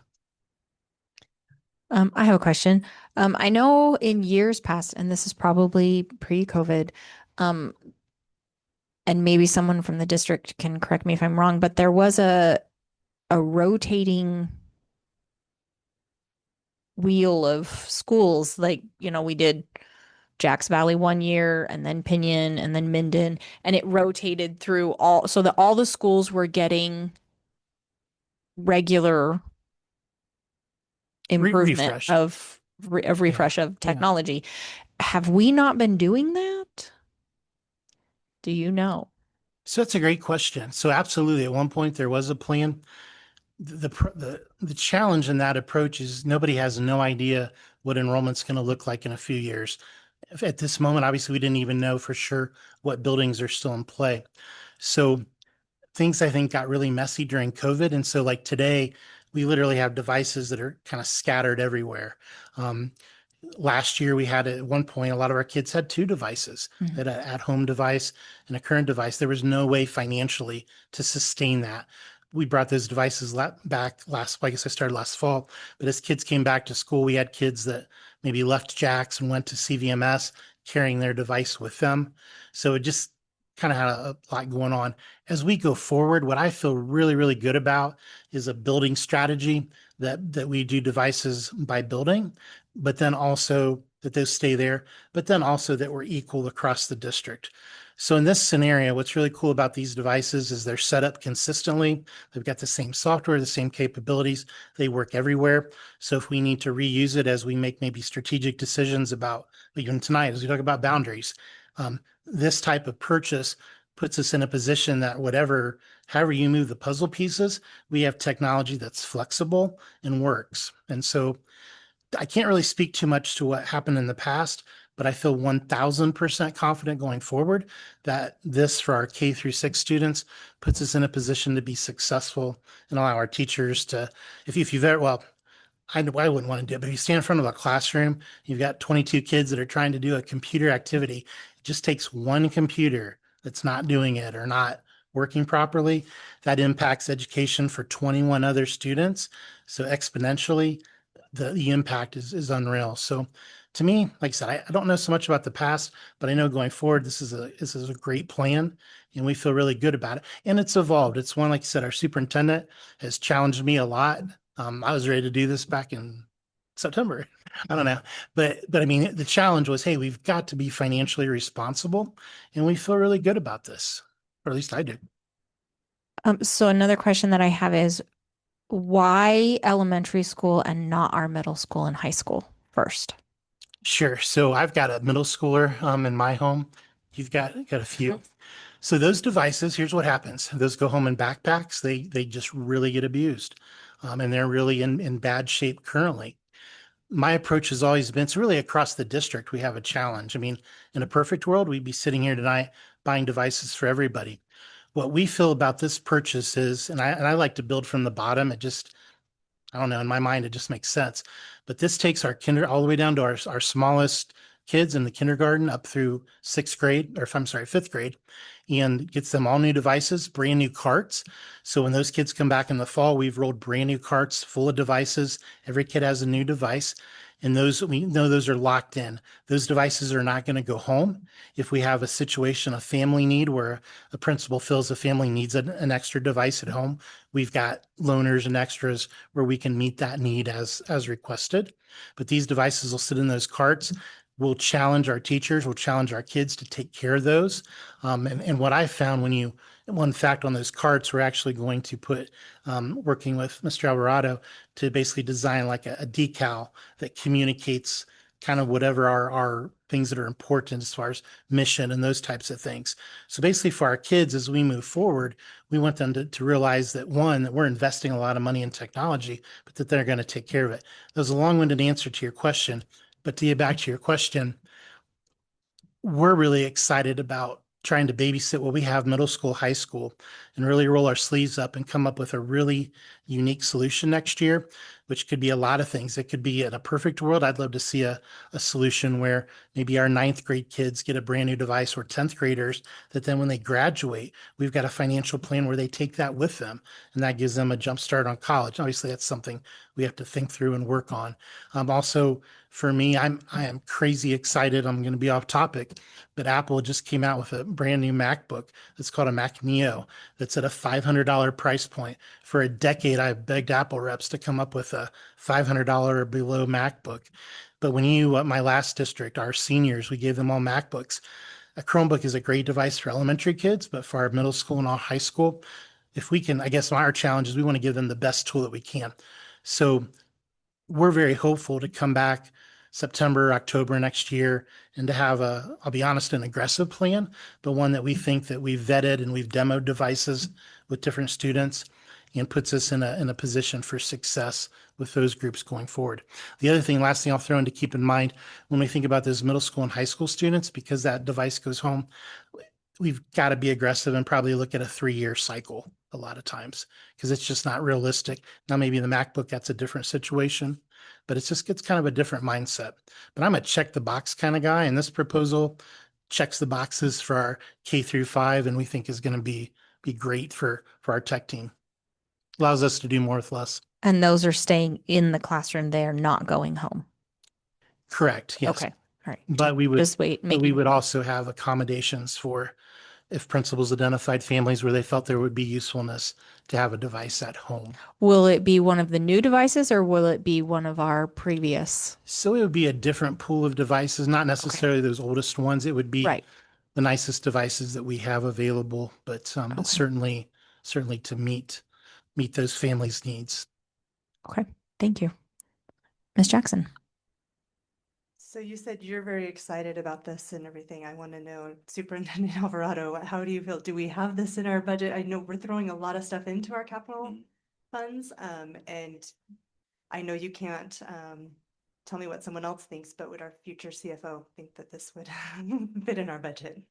I don't know who our future CFO is going to be at this point, so I can't speak on their behalf. We do have this money budgeted, $600,000 that is allocated from capital improvement funds. As we shift expenditures from general fund to capital, we left that $600,000 alone. Okay, so that covers all the years. Like you have it. It's annual. So the $600,000 is annual. And the first year, he's only taking 100,000 out of the 600 to budget for this. And then 2, 3, and 4, I believe, is 166,000. If I can recall, I'm not looking. It says Okay. 151. Yeah. So it's a higher amount in years 2, 3, and 4. And then there's an option for year 5. So that's well within, the $600,000 a year allocation. Okay, thank you.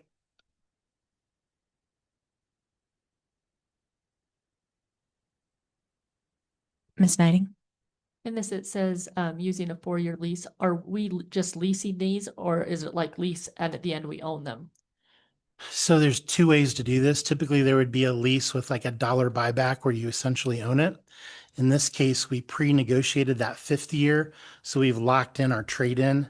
So if we would choose not to use that 5th year, then we won't owe the $38,000, but we'll ship the devices back. The other nice thing too, and actually this was a really cool feature of this lease opportunity. Let's say 4 years from now, we say, we really don't need all those devices, but we need 1,000 of them. We can actually just buy 1,000 of them at that predetermined price. So instead of 38,000, we can buy whatever that math is, 17 grand or 18 grand. So this really gives us a lot of flexibility. What I would say though too, if we kept them a 5th year, kind of what we're dealing with right now with 6-year-old Chromebooks, there's just really not value to those outside of a recycling where they literally are recycling the internal components for the metal or whatever and those kind of things. But a great question. Thank you. Any other questions? All right. So if you would step back to the side, we will open it up for public comment. All right, we'll open it up for public comment at this time.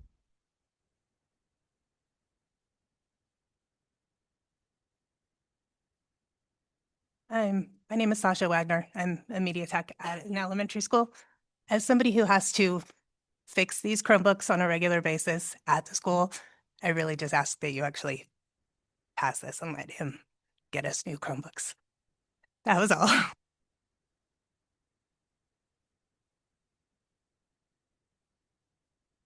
Thank you. Any further public comment? Any online?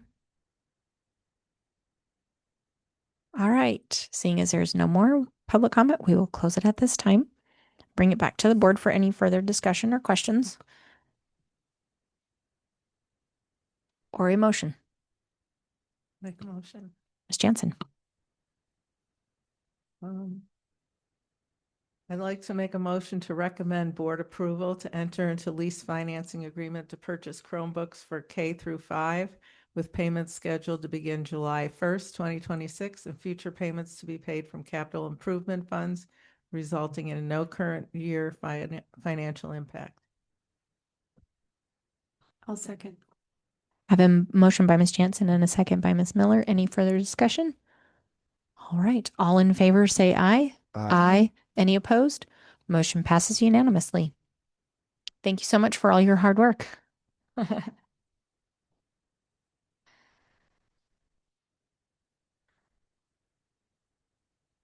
Do we want to do, and this is more question, closed session, and then, okay, all right. Then we will go to closed session. Thank you.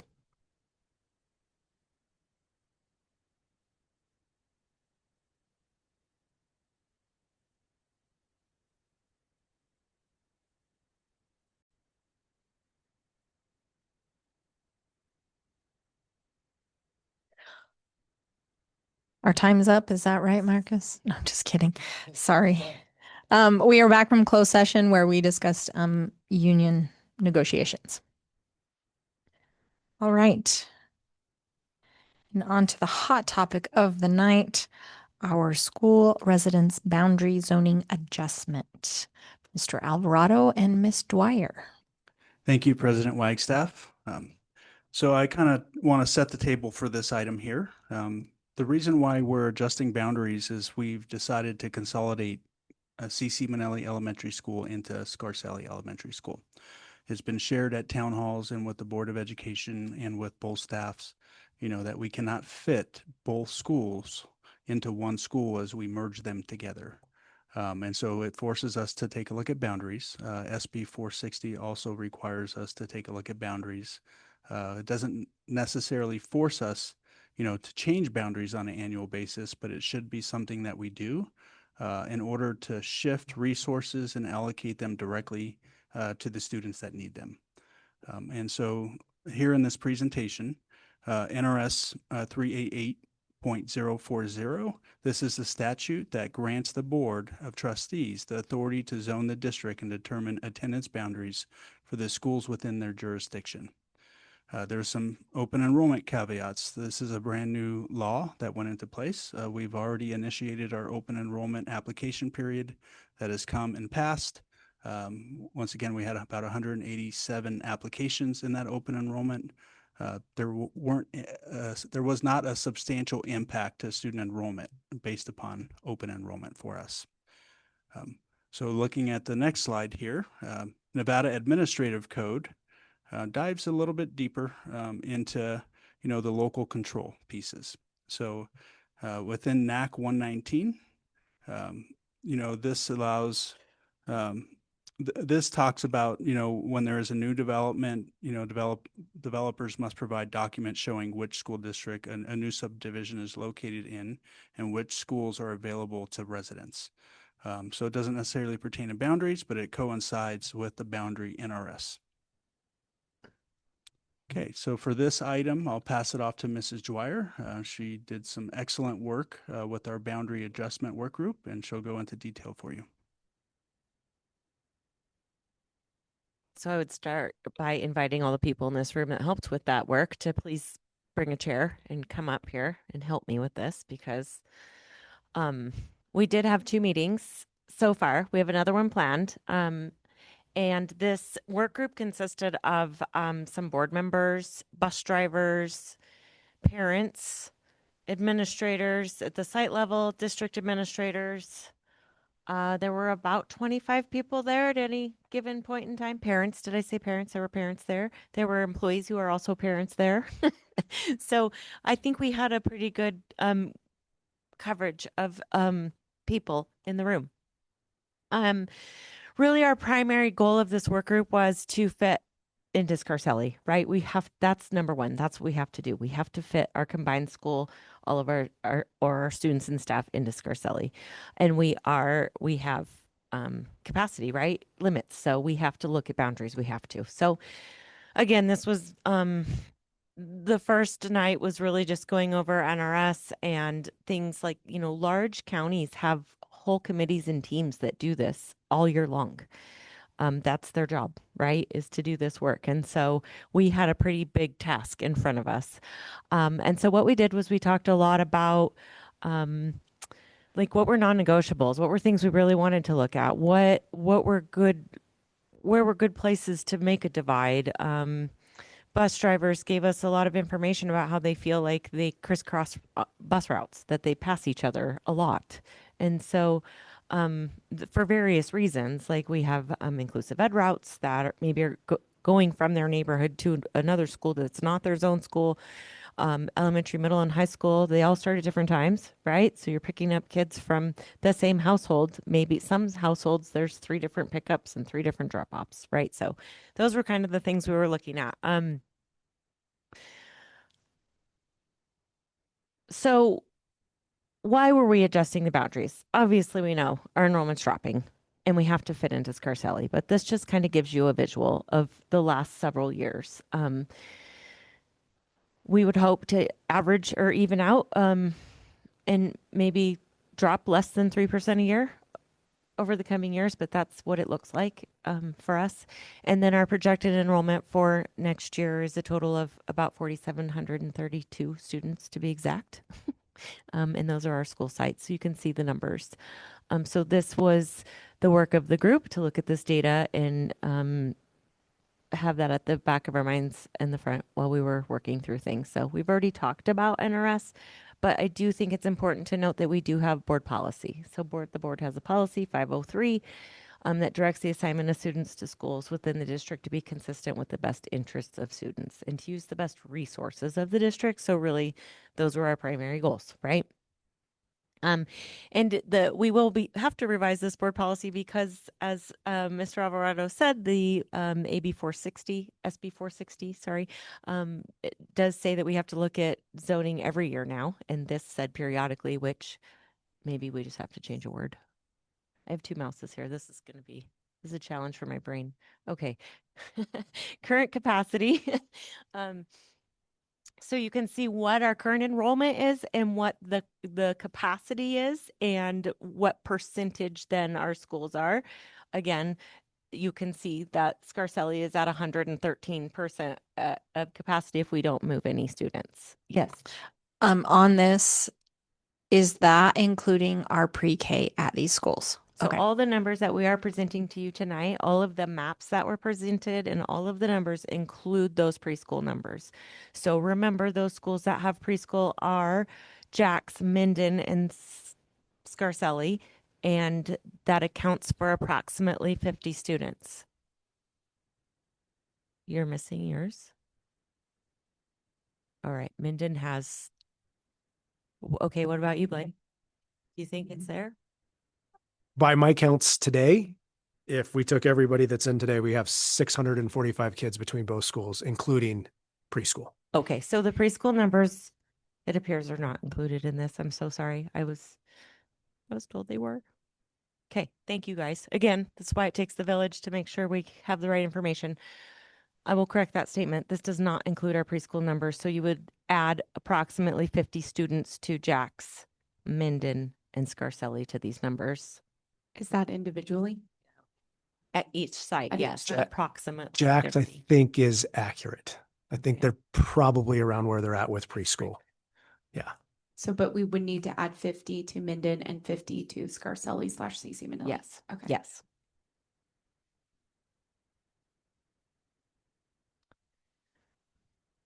So this map proposal, what we did with the work group is we had several maps out on the tables with the current lines, the current zoning lines. And what we did is groups went around and kind of redrew lines and made notes and kind of talked through like, well, what if we scooped this neighborhood, or what if we did that, or I live in this neighborhood and I can tell you that the kid across the street goes to a different school. And so we kind of looked at those issues and things. And so for this option would be to include from TRE up, we would move all those students in that whole area to Gardnerville Elementary. And again, this is just an option that the group came up with. And then the west side of 88 in Centerville and the 88 in Centerville, west side, and then draw the line of the Carson River, so the east side of the Carson River. And then you can see that little pocket of students would be Minden, and you can see the capacity, what that would do to the capacity in there. And you should be able to zoom in on those so you can see. So same thing here, but this would be the option to leave TRE to the Gardnerville border at Minden Elementary School, but also scoop those students to the side of 88 and to the west of 88 and Centerville.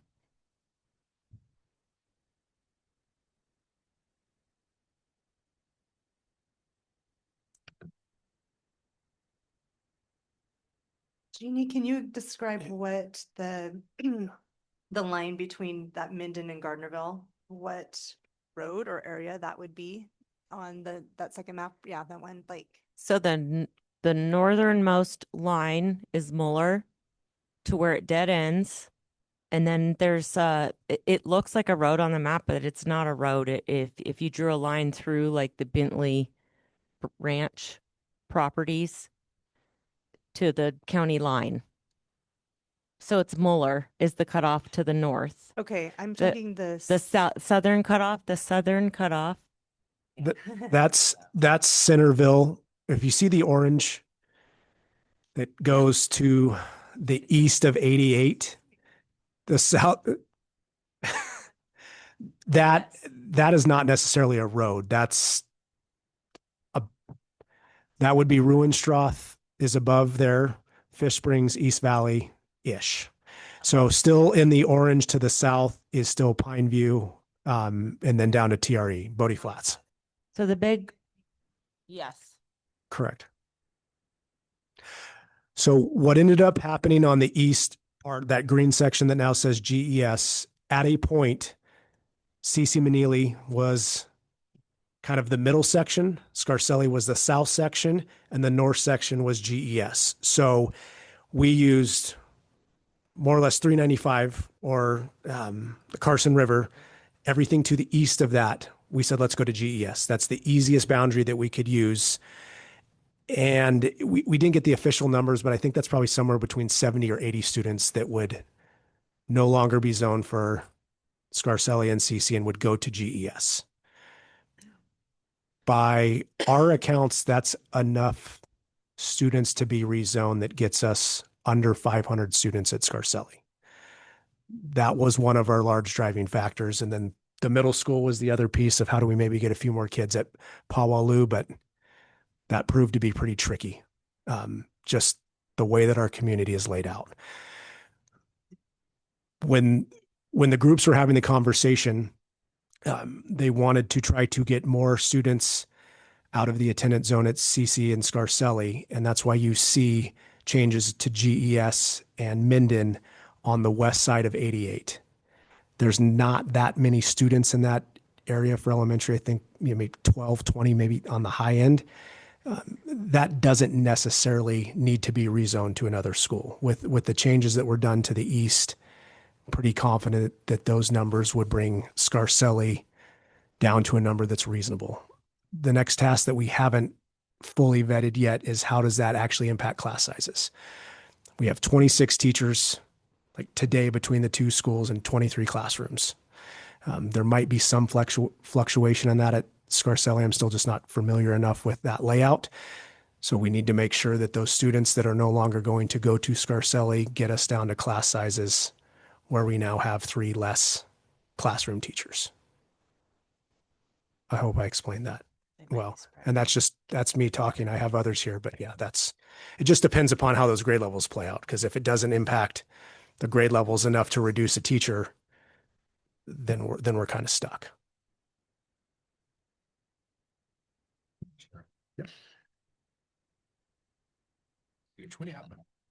For the record, Andrew Fromdell, principal at Minden Elementary School, and you're the political one. We ran geocodes for students at Minden Elementary School, and it geocodes in the southern portion of the county. The area is called Bodie, and that's Pineview, Bodie Flats, Leviathan, and then Topaz has a separate geocode.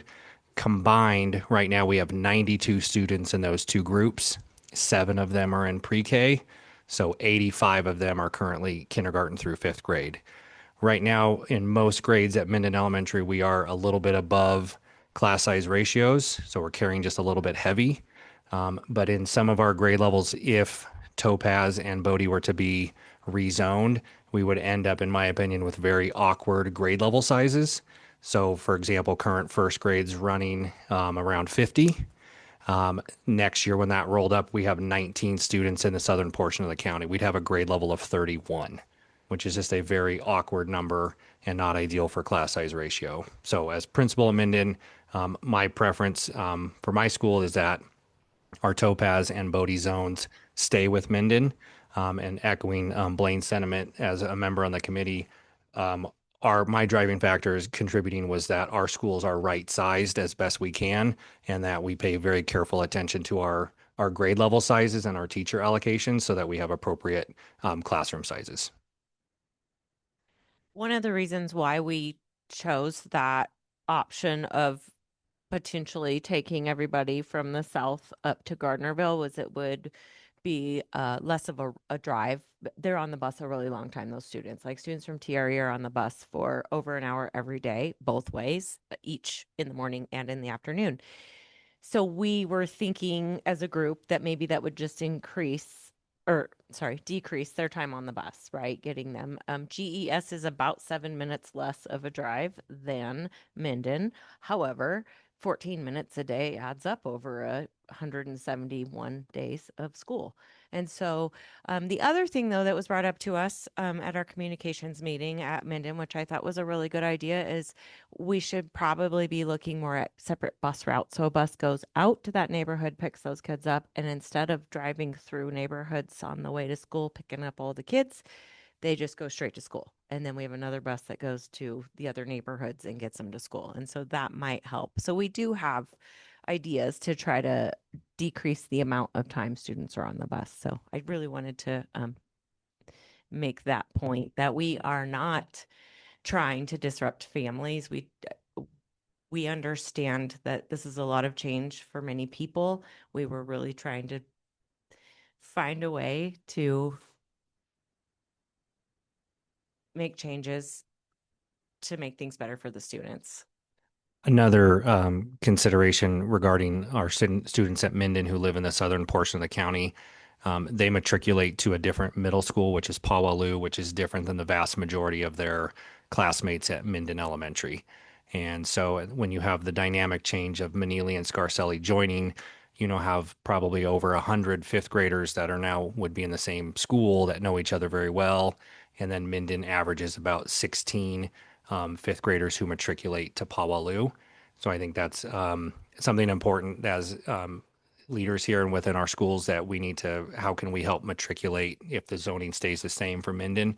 How do we help matriculate our fifth graders so that they feel very welcome and part of the school, and not just doing that when they become sixth graders, but maybe we need to look at doing that even when they are in fifth grade and how we can connect our schools better. One of the ways that we tried to address that was by looking at our middle school boundaries by having feeder schools. But as you can see, if you've looked at those maps, it's quite a visual. We can just look really quick. We don't have to talk about these yet, but if you look at that, so that was the intent of this zone. This one.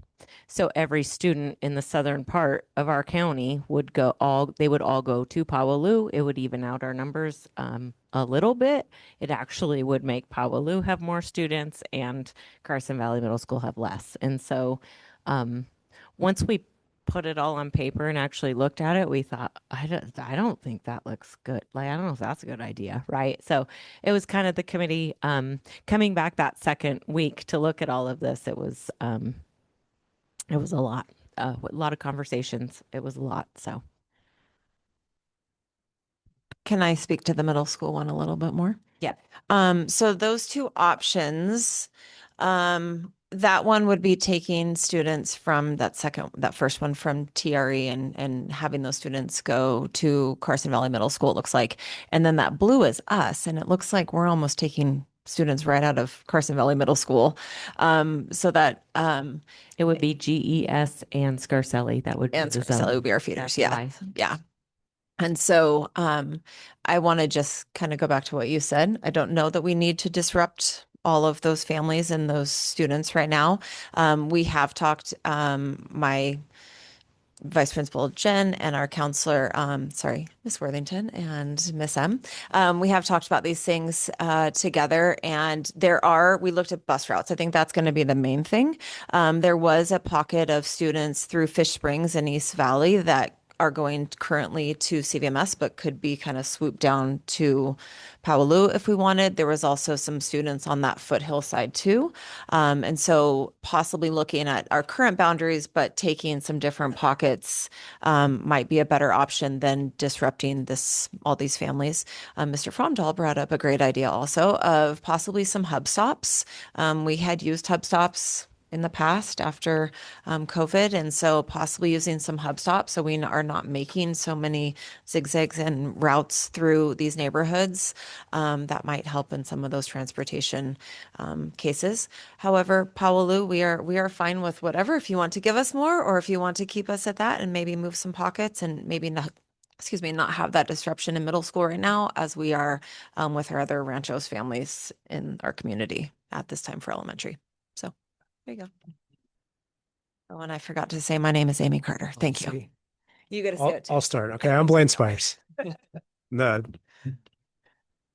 still principal of CC, but to Scarcelli. So I want to stress too, we all know this, but we're obviously undergoing a great deal of change, and there will continue to be some more. And I think we'd like to change the least amount as possible, right? So when we're looking at these boundaries, I know there's talk about what could happen in the future, but we don't know that yet. So I think it's fair that we look at what we need to do now. And we'd like to impact as few families as possible to get us where we can fit in Scarcelli. And I know we're really the driving factor in the rezoning, but knowing that too, we don't want to impact any more families than we have to. So I think with some minor tweaks to the maps that we have, we can get to a pretty good place. Like, of course, I did all these numbers today and I left them on my desk when I left, but just for a little context, like again, today, if you counted both schools, we had 645 kids. If we took preschool out of that equation, that's 46 less students. The fifth grade class between the two schools is pretty large. We're somewhere around 110 for the sake of numbers. We have 70-ish kindergartners right now. And I think registered today, let's say on the high end, we're at 46 or 50 kindergartners coming up. Like we're going to have a big discrepancy in the fifth graders leaving and the kindergartners coming in, right? So we can, between that decrease, we're just around 80 kids. Take out preschool, take out the loss of fifth grade. And then the rezoning around 70 or 80 kids, that's going to put us at under 500 kids, somewhere around there, which is 500 is kind of always that target. So I think we're in pretty good shape and just minorly tweak those maps to try to keep as much the same as possible, other than that east side of the Carson River of those students going to GES. And then preschool that has been at CC, we would consider going to GES. And then that would be where preschool's at for Scarcelli and CC. And, then we'll see what numbers look like in the next few years. So maybe that is the map that the east side of the west side of 88, that should be able to remain in the Scarcelli zone without a huge impact. That's not a large number of students.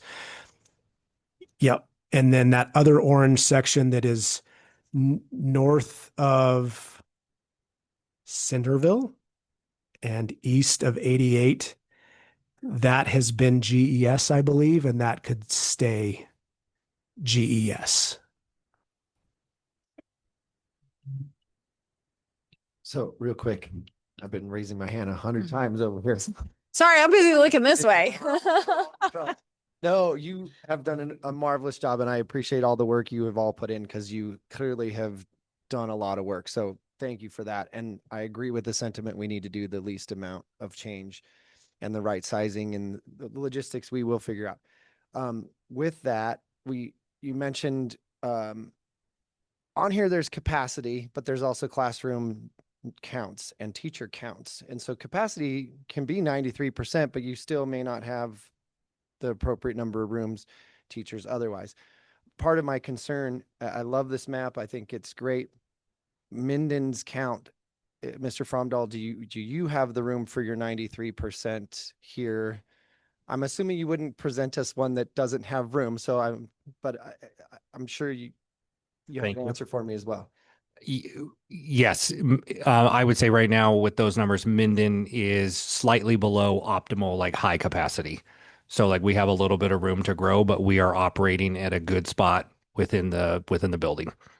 And Yeah. then I also understand each of these dots is this arbitrary number that we don't necessarily know how many exactly, but it is a point of population, let's say. Have you looked, and again, I'm assuming the answer is yes, but Pinion is also at a very low capacity and it dips pretty far down here, but then maybe there's some pockets that can go to help right size that, but also help with the burden of being at 93%. Same with Gardnerville. Was there any thought in moving some more kids up to Pinion? Well, and that capacity, we have one room that's a kindergarten classroom that's unusable that's being worked on with some piping. So our capacity would actually improve when that room is kind of put back into the map. There were some discussions. East Valley is an interesting section. And we even talk right now, there's a 3-street triangle and students are going to 3 different schools and 3 different buses.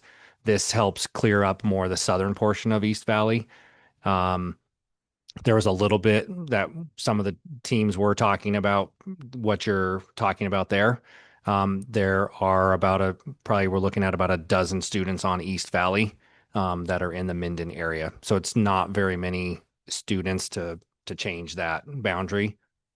Yeah, we're obviously very pockets of population throughout, right? Which makes it really hard. Okay. One thing we've talked a lot about, and obviously our enrollment numbers are different, but kids are not in neighborhoods where they used to be. Like East Valley from Manili used to have a full bus, and there's handful of kids now. So we're learning where the kids are now, where they're living, and it's very different, obviously, historically than where it's been. Well, again, thank you. I think this is excellent, and I think your proposal looks great on this map. One other thing I wanted to add, Trustee Zinke, is that right now Minden is at 368 students. And so if you look at that capacity of 375, that's not that many more. Yeah. And then there's a kind of a pre-K caveat because they're AM PM programs. So if I have right now like 55 students, but really only 25 to 30 are in the building at a time, so that that percentage can feel a little misleading. A question I have is, if we look at doing elementary, do we need to, because we need to do elementary, do we need to do middle school? No, we do not. We do So not. we could very easily just leave middle school the way that it is, and those families that, and maybe this is just an option, those families that are in TRE, if they want to go to CVMS, could through open enrollment. Right. Yes. It is, as queen of the committee, it would be my recommendation that you leave the zoning alone for middle schools this year. I love just that, queen of think- the committee. yes. Because I think that it would cause way too much disruption. And at some point you have students that could see the roof of CVMS being bused to Powaloo. And I just don't think that that is good for kids right now. So Agreed. not anytime ever, not right now, but not never. So I really would suggest that we leave those alone and we don't have to change them. It was just the work of the group to try to even out the schools to see if we could draw lines. So we tried, but it's not.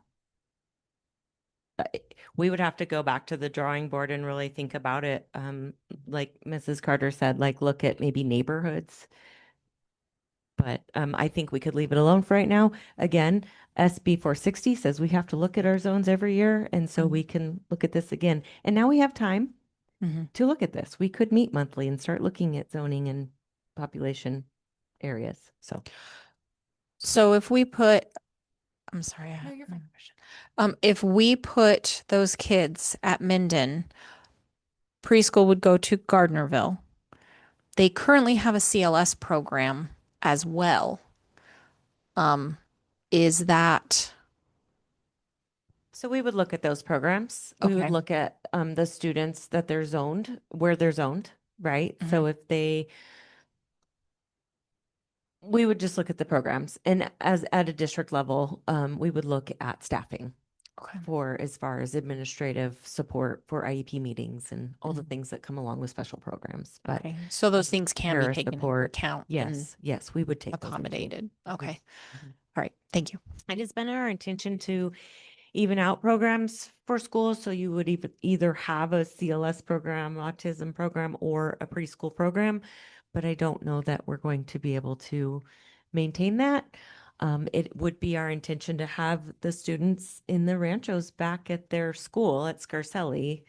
That would be our intent. So this would just kind of be for a year, maybe 2 years. And then, like Blaine was saying, the kindergarten numbers coming in are a lot less than they've been in the past years. So it is possible that in a year to two, we could get the preschoolers back to Scarcelli in their neighborhood. Would Scarcelli maintain a CLS program? Scarcelli's program that they have now, they actually have two, and the majority of those students are zoned for Scarcelli.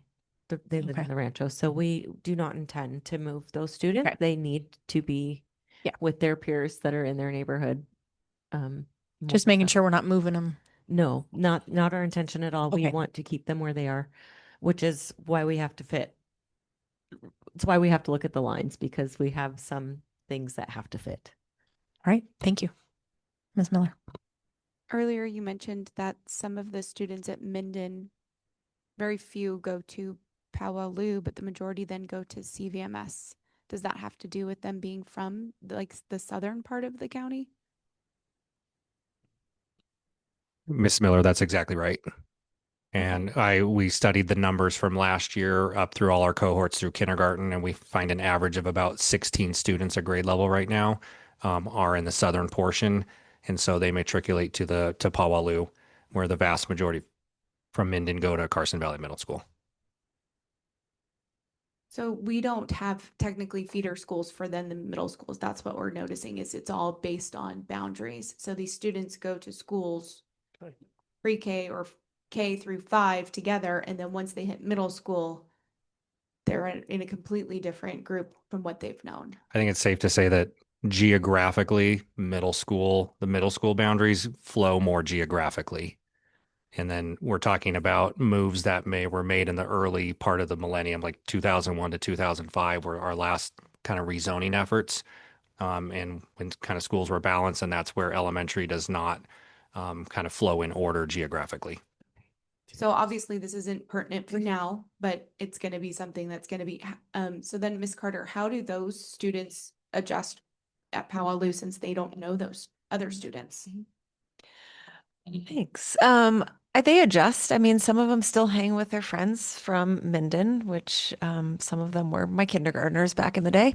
But yeah, so they hang together or they make new friends. I mean, as a lot of middle schoolers, even at CVMS, you have students coming from Pinion and Jax and GES and MES, and they make friends when they join clubs and when they join sports teams. And so those students, we love those students. They acclimate well. We take care of them and they make friends. Our students are But flexible. yes, they That's are exactly it. Our flexible. students are flexible. I love that. And if they struggle with that, we talk about like, you will see those kids again in high school. You will all come together and be one community at DHS in a few years. Middle school has a lot happening. And so, yeah, they're developing and changing and making new friends daily.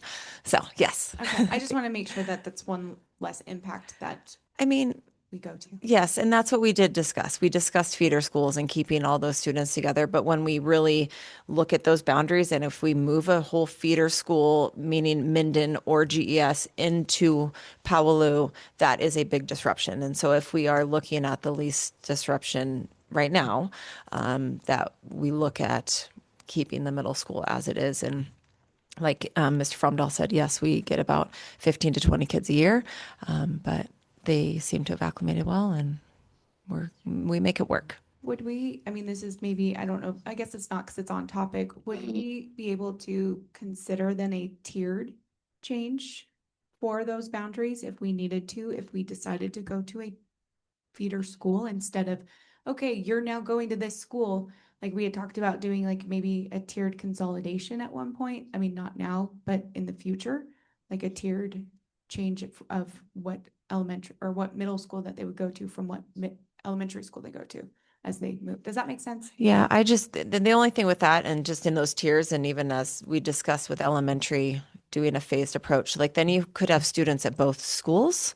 Like if you had an 8th grader and a 6th grader, and all of a sudden you're putting the 6th grader at Powaloo, you would have an 8th grader at CVMS and a 6th grader at Powaloo. It just sometimes seems like you might have kids at 3 or 4 different schools because you're trying that tiered or phased approach. I'm not sure if that's true or not. That just is what is in my brain. I've not looked at any data on that. No, I but think we have to look at all these Yeah, options. So yeah. it's good that we're able to have these conversations in a much better capacity versus a rushed capacity. So But if thank you guys have done that before, has anybody done that? I don't think we've done It that. could be a transportation nightmare. That's true. Logistically, Our transportation costs could go through the roof at Yeah, that point. one other thing from my perspective, it would be really confusing for parents.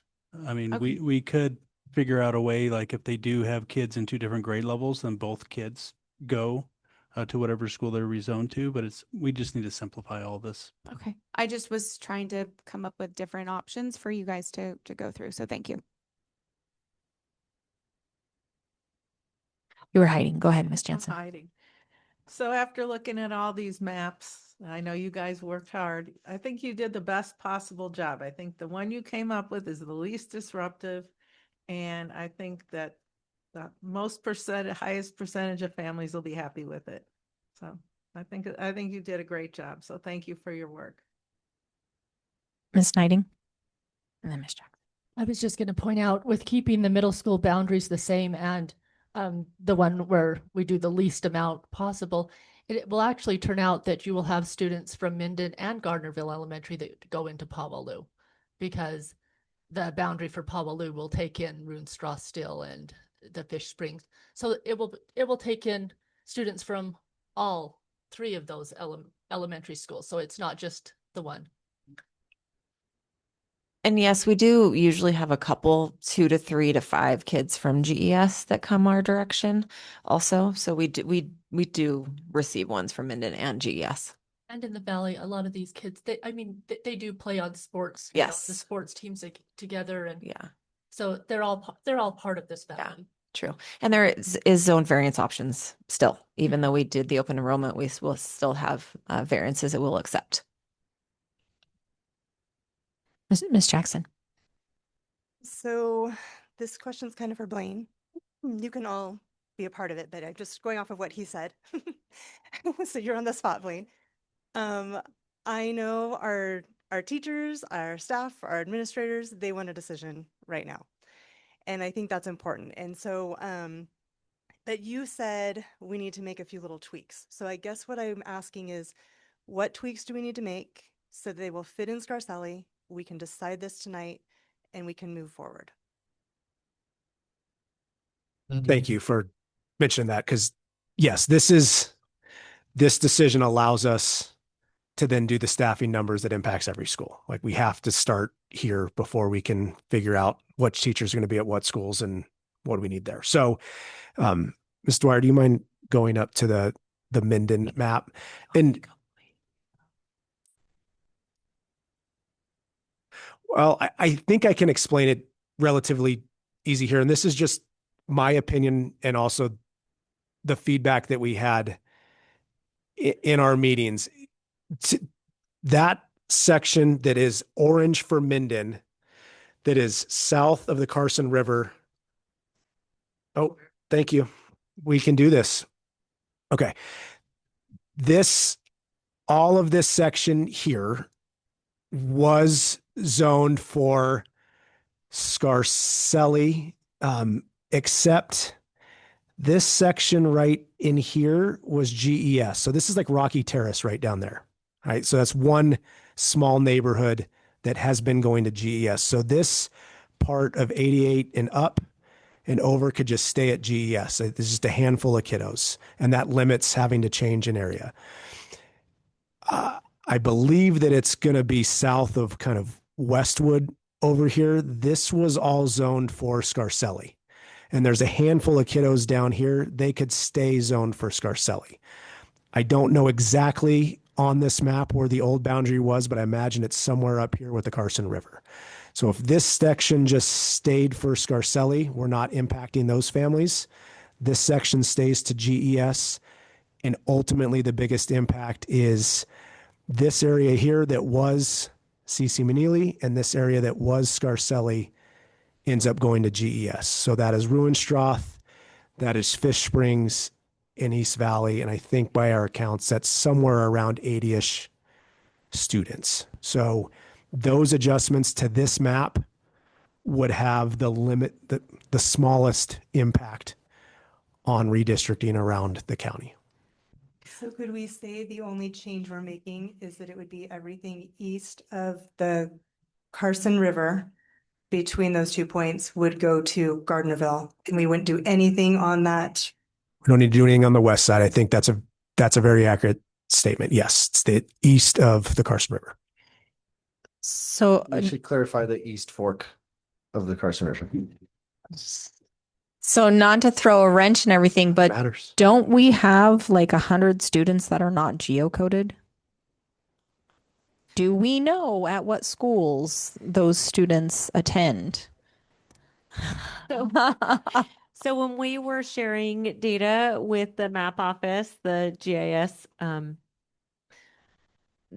we gave him our lists of all of the students, and there were about 100 students that there were not pins for, but it accounted for less than 4% of our population. And so we felt that it will work out in the wash. We'll be okay. So it's Once not we all figure in out- one area. No, It's it was all spread over. across the whole Okay. county. Okay. And That's those were like primary, secondary, like students who have two households. We don't know which school, which address they use and which school they go Mhm. to, right? So they're really zoned for they could be zoned for two different schools, right? Because they have two primary households, right? Okay. It was that kind of situation. So we feel like we are okay. Did I say that right, Jared? Yeah. There was a little bit of evolution to that. The challenge at the map office was certainly in the southern part of the county, you've got roads that have like an Indian name, like two names. So basically the challenges we face now are at the map office. But so really kind of we cleaned up our data, and we know, and Bernie's worked through that really carefully. And so we feel really good about these numbers. There's always going to be a few outliers, but this is great information, and the map office made amazing maps for us. So A shout out to Matt Richardson. He's amazing. Wow. We couldn't have done this without him. Was so great and quick turnaround for us. So we're really appreciative of him sharing his services with us.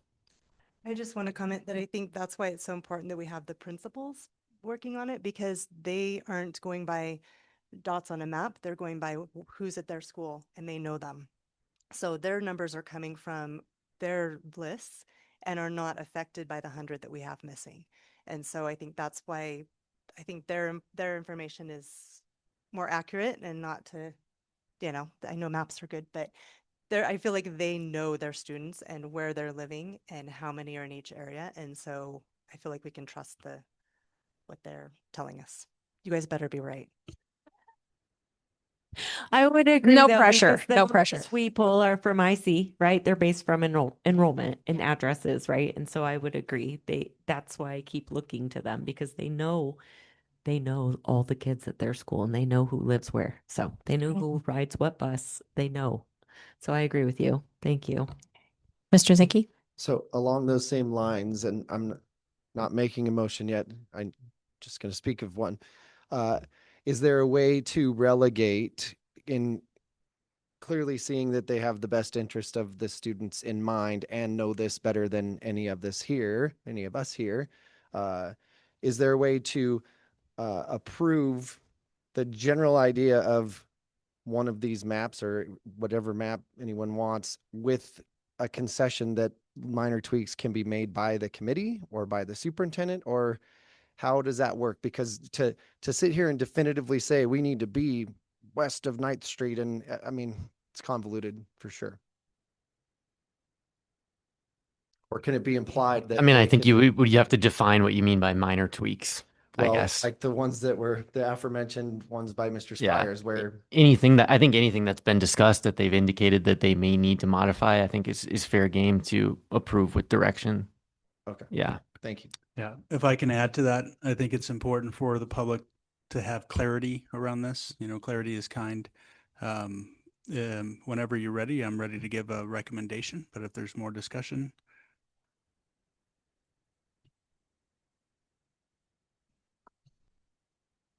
Should we have the recommendation and then public comment, or public comment and then the recommendation? I think I would like to take public comment and then come back.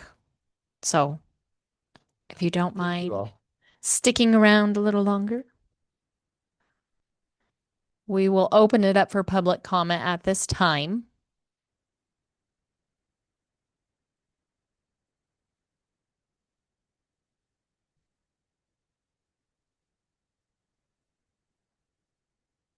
Adrian Sawyer, for the record, parent of 3 DCSD students. First, I want to thank Superintendent Alvarado for always having a timeline at the beginning and telling us how we got here and the intention. That is very helpful for every item. And thank you to everybody who participated in the workshops. I do have a couple of questions. At what percent does the district consider schools to be at maximum capacity? What are the transportation costs for each of the options? And I know that we are looking at what is easiest right now, but these do have long-term ramifications for consolidation later. If you are putting a elementary school at 90% capacity, that school is not going to be consolidated. So I do think that there are long-term ramifications that do need to be, they may not need to be addressed, but they are out there. Thank you. Thank you. Do we have any online? All right, seeing as there is no further public comment, we will close it at this time and bring it back to the board for discussion and any further questions and a recommendation from our superintendent. But they're not coming. Yeah, come back to the table. Please come back to the table. You are invited.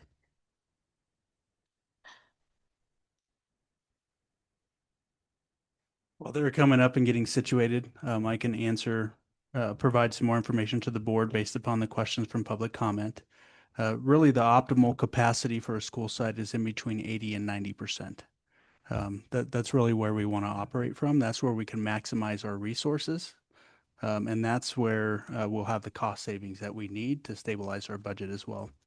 In regards to identifying the impact on a financial impact for transportation, because of the delay in updating our transportation software, we're not able to provide that information to you today. Once our software is updated, we will run an analysis and then share that information with you. I just want to comment on that we did have bus drivers on the committee, and they were a part of, and they know the routes. And so I feel like they did a good job of making sure we were not adding costs. Absolutely. Absolutely. And they've driven many routes in the valley. They were very helpful. Yeah. Well, and I think it would be easy to note that it's the same number of children going to schools that are in near proximity. I mean, we have several schools that are very close proximity to one another. It wouldn't be a huge impact, especially considering we're keeping the kids that have the most cost to transportation at the same locations as currently. So. And Aaron, I'm sorry, Trustee Miller, I wanted to point out this map really kind of shows it, but if you think about feeder schools into middle schools, that's going to be very difficult because of where the populations are and where the schools are. So you couldn't say, it's easy to say Jackson Pinion would go to CVMS, but how do you choose between Minden and Gardnerville? Because you have to pass the school or you can see the school from your house. And so that's why that feeder school idea is difficult, even if you did it on a phased, yes, Tier. delay. I don't know what I was thinking. No, I appreciate it. Just like I said, I figured if we were talking about it, we throw out all the options. So, we have understanding every aspect of what we're looking at versus just a narrow mind type situation. So thank you. Well, and one last comment on that. The phased part, it's worth noting, is really hard because it would have to be done by grade level, and those kids don't live on the same street necessarily, right? It's the same neighborhood is K through 5, not just 5th or not just 4th. Unless we could really identify individual pockets, it's pretty difficult.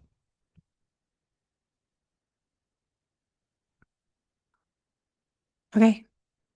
All right, so as superintendent, I recommend this map that is a visual up here on the screen. That is the MES map as displayed. And I also recommend that the middle school boundaries remain exactly the same, no change. Can I give a caveat? Yes, I know you want that foothill area, Blaine. I think Okay. we're at 92% for Scarcelli. I'm very concerned, that we will exceed that 92%. I know there's 11 students in that foothill area. And is that the caveat you're talking about, the 11 kids?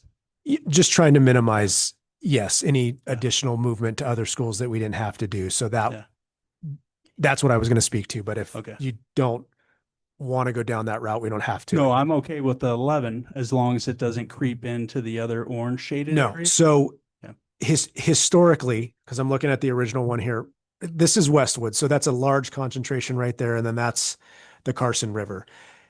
Historically, everything south of that has gone to Scarcelli. This shaded area right here has historically gone to GES. Relatively few students in these areas where we could just leave the boundaries the same and we're not impacting anybody on the west side of the valley. The biggest impact is all of this area over here going to GES. So it's hard for me to tell if this is the exact line that is on our original maps. That would be the piece that I just can't gauge that. I think that's Toller Lane and that would be accurate. Then on the original maps that stays GES. So I'm by no means making a motion at all. Oh, no. So I'm just, that's my piece. I don't know how to make that comment. So that's the hard part is we don't have, an identification of where the cutoff is, right? What street it is or what neighborhood it is. Well, I think one of the things we talked about on the committee was that we were trying to steer clear of streets because then you have kids on one side going to one school and kids on the other side going to a different school, and you have two buses taking kids, and we were trying to do more like the highway or the river or that type of I am geographical again by no means a map expert here with all of the roads and the houses along here, but we are talking maybe a couple of kiddos that might be on the opposite side of 88 here are impacted by any of this original mapping. I mean, Westwood is the largest area. That's Muller right there. That's always the way that it's been, right? This is Kingsbury grade. You have a handful of kids down in this area. And again, I hope I'm not overstepping at all. I'm just okay. No, not at all. I don't think we change too much here and it doesn't impact a handful of families. We use the Carson River because that was complex with 395. That was originally how we framed it, but there are just a few kids that live along 395, maybe on one side of the road that might be impacted because the Carson River was the boundary we used. This is all Ruinstrath right here.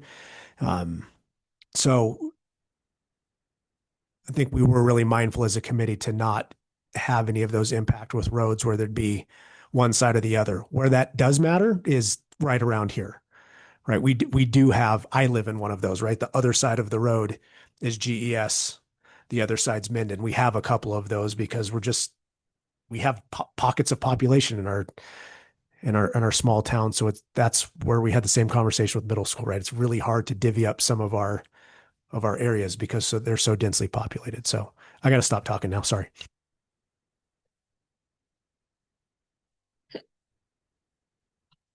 Yeah. So I just want to remind the board, we have to be very clear with the public on where we're drawing the boundary tonight. Ms. Knighting.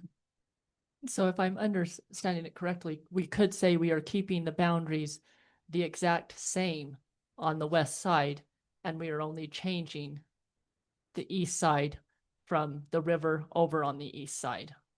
And from what I'm hearing that say, that would only be about 11 students. No, 11 students is the foothill area. So if That's this Mr. area Myers, right if here. you can There's 11 students there.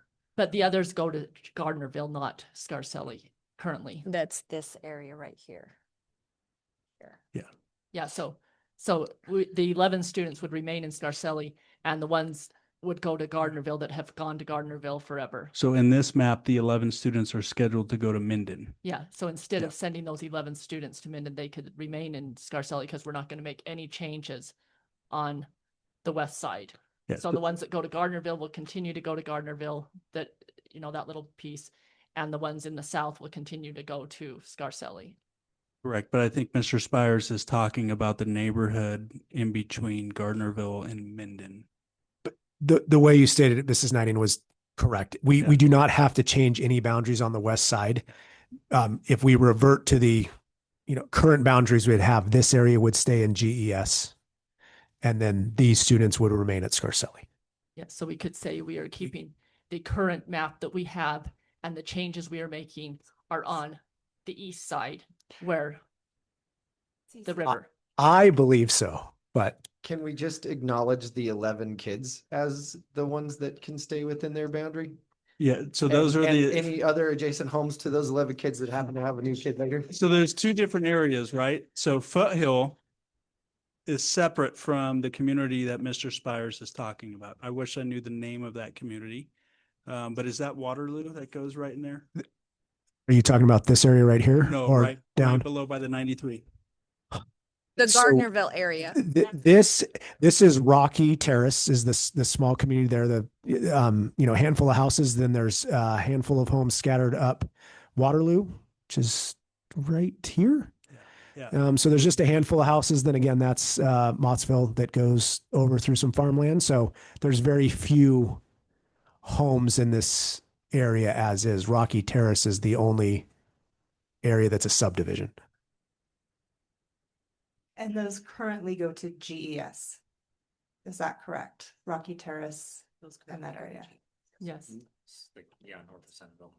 So, Mr. Yes. Spires, I have a question. So with the current boundary with CC McNeely, do any of those students come from the west side of the valley? Or are they all coming from the east side in the ranchos? They're all coming from the east side. That we haven't had students from the west of 88 coming to CC McNeely. So they've been to Scarcelli. We have, I think, just one family right now that lives right off of So then 88. what we could then potentially motion is we are going to keep the same boundaries. However, the ones on the west side of that are zoned for CC McNeely would then be rezoned for Gardnerville. It would be. This side, the east side would be rezoned for Gardnerville, correct? That would include Scarcelli too, because it takes in the east side as well. So so the east side that go to CC and Scarcelli would then be rezoned for Gardnerville. So if you live east of the river, you would now go to Gardnerville. If you lived east of the river and you, yeah. There you go. Mr. Zinke, are you brave enough to make a motion on this? Can I give one more caveat? Yes. I wasn't sure when I was going to fit this in because I have to be devil's advocate at some point. Like, we have talked big numbers. We've talked rough numbers and averages. When Ms. Dwyer and us sit down to actually look at the staffing and the class sizes, I think it's unlikely, but it could be possible that we still run into a capacity issue. I don't think it's likely at this point, but it's possible. And if that were to be the case, then we might have to come back and say, hey, we ran into a dilemma. I think that's unlikely with the work that we've done, but if grade levels aren't balanced, or we run into a situation where we can't fit until we sit down and then we start placing students in, we look at grade levels, we look at class sizes, and we look at staffing. So that's the next set of work that we need to do after tonight. So could we then put forth a motion that this is what we want to move forward with and then have them come back with that information? Or is that going to be too much time passed? So the board is going to have a special meeting next week on Thursday. I was hoping for a decision tonight. Obviously, it's the board's decision. because clarity is important and we need to be exact with our numbers of students. We cannot risk capacity issues. We could bring this back Thursday. Yeah, it's in the morning. It's a 1-hour meeting. So if I could share an example, when we were talking about looking at Topaz or Bodie, and so my geocoding I felt was like 99% accurate. So it was eye-opening when I compared the geocodes to the specific grade levels. I was only running it with the current school, so about like 325 K through 5 students. But what Blaine is mentioning would be to run it for almost, we have 600, and then with the movement that's coming down, so like closer to 500, but it's trying to match up the geocoding with grade levels with allocations. Do you think you'd be able to get that back to us in a week? We also don't have next year's like not even close to knowing next year's numbers besides what we currently have, right? Kindergarten's a guess up until the day of school for most part. We have projections for kinder through 12, and, kinder and pre-K are always last minute enrollments. So let me ask legal counsel, let's ask this in a different way.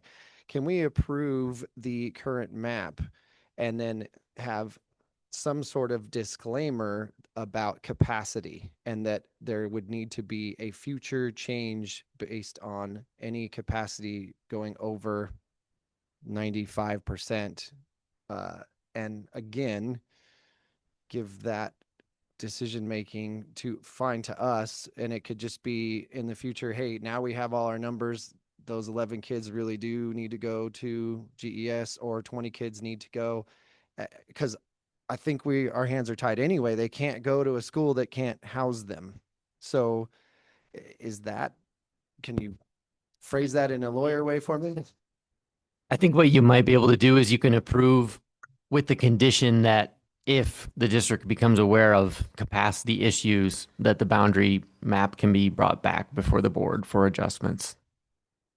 I mean, you can always bring something back anyway. Perfect. Yeah. Okay. But I think you could do it that way. Yeah.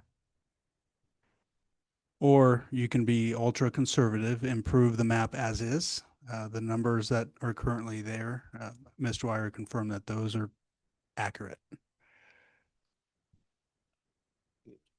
We also have variance applications that we can approve. We have, next year's Sure. open enrollment. There are options for parents. The hardest part with open enrollment and variances is then the parents are on the hook for getting their children to school. With the open enrollment, we provide transportation, and then we apply for a grant through NDE. For the variance, you're right. The past practice has been that if a variance is approved, the parent is required to provide. But we can always make exceptions to that given the circumstance. Okay. And that grant runs out. Just going to say. We've already applied for it based upon the data from our open enrollment. No, I know, but I'm just saying that's not a year over year. That is only for this year. And it's only $7.5 million. Yeah, one-time dollars. Yeah. Yeah. So I just want to comment and just make sure that everyone understands that, like, normally this would be something that you would take a year or more to talk about and discuss. We've had a couple weeks since we decided on the school. And so I think we are trying really hard to make a decision. And I do like the idea of making the decision and saying, and if it's not going to work, bring it back. But I just don't want, I would love if nobody was upset about the fact that we don't know all the numbers and that there are so many things. I'm sure you're going to be mad anyways, because I just don't want anyone to be mad at us. You're going to be mad. Everyone's going to be mad at us. But I just want you to understand that, like, yes, that we've just had a lot of things that we have to try and figure out because open enrollment just closed not too long ago, and just that there's all these factors. And so we're doing the best we can in a very short period of time. And so please be patient with us, but we do want to make a decision so that we can move forward. I just want to. I like that. Thank you, Heather, for saying that. Ms. Knighting. I just have to say, I am not in favor of sending Rocky Terrace to Minden where they already go to Gardnerville. Gardnerville has plenty of capacity. There's no reason in my mind why to disrupt those families and send them to Minden when they've always gone to Gardnerville and they could still go to Gardnerville. And they're closer to Gardnerville. That makes no sense to me, and I would not approve of that. I would like to make a motion to accept the MES map with the exception that the Rocky Terrace subdivision still attends Gardnerville Elementary School, and to keep the middle school boundaries as they are currently. Second. We have a motion by Mr. Zinke and a second by Ms. Jansen. More comment. Okay. If we're not going to send them to Scarcelli, we should send all of them to Gardnerville because that's the kids they've been with. I mean, because the Scarcelli kids in Runestroth are now going to Gardnerville, and those kids that are south there that have been going to Scarcelli would be going to Minden with nobody they've known. And there's only 11 of them. So if we're going to not keep them in Scarcelli, I would say that section, let them go to Gardnerville with the kids they've been with from Runestroth. And so then they're still in with some of their kids. Otherwise, you're taking 11 kids and putting them in a new school. Did my motion not say that? What did it say? No, it says that they said will. Rocky Terrace would Yeah, have gone to which is Gardnerville. that small. Yes. Just Rocky Terrace? Did I misunderstand that? So what, so then So Foothill, we need the exact amount. That's the part we need for those kids. Not because the Rocky Terrace must have what, 5 kids or something. They're sporadic there. Who knows? So It's very little. Mr. Spires, do you know in a way that is presentable what that boundary would be adjusted, or can we, I guess, legal, can we say that, can we call out the 11 current kids? You can amend the motion. It might be easy. I think it's your motion. You can withdraw it and restate it if you'd prefer to Withdraw do it, that. please. Yeah. And then get a little more information and yeah. Okay. Okay, we have no motion on the There- floor. There's, the Sorry, 11 kids don't Renee. just live in Rocky Terrace is what we're saying. No, you have the Rocky Terrace area, which is Sure. it's on to So- Gardnerville. So Rocky Terrace is where he's got his little pointer. And then The other 11 are along the rest that area. The rest of that has historically gone to Scarcelli, but there's not very many kids. So That's they where could the- easily go to Gardnerville. So if we're not going to have them continue to go to Scarcelli, it would make more sense to me to send them as well to Gardnerville, where they're with kids that they've already been with, instead of sending them to Minden. yeah. So Completely agree. That's what I'm trying to. I can help you with the motion. Okay, Okay. think we're ready for it. So you The state East it Fork- and then you say it. I'm not going to state it. I'll give you the variables. So you can say the student zoned in the orange area of Minden on the west side of the 395 will remain at Gardnerville Elementary School because that's where they're currently zoned. I think West side of 88, sorry. Yeah. Did I get that right, guys? And the Okay. and- big, is it Big Rock? So- Is that the name of it? Rocky Terrace. Thank you. We Sorry. but in that case, then can't we just say everything east of the East Fork of the Carson River is, or is changing and nothing on the west is changing? I think that would be the easiest to just say the east section. Yes. So. Okay. So I'd like to make a motion that we go with the MES map, but we are not changing. We are only, okay. I had it in my head and now I don't. We are gonna I make a motion that we use the MES map showing the changes of moving the east side to Gardnerville Elementary School only. 839. Would it be easier to say we are keeping the current boundaries except for on the east side of the Carson What I was, of the river? That's the easy. I'll second Melinda's nice.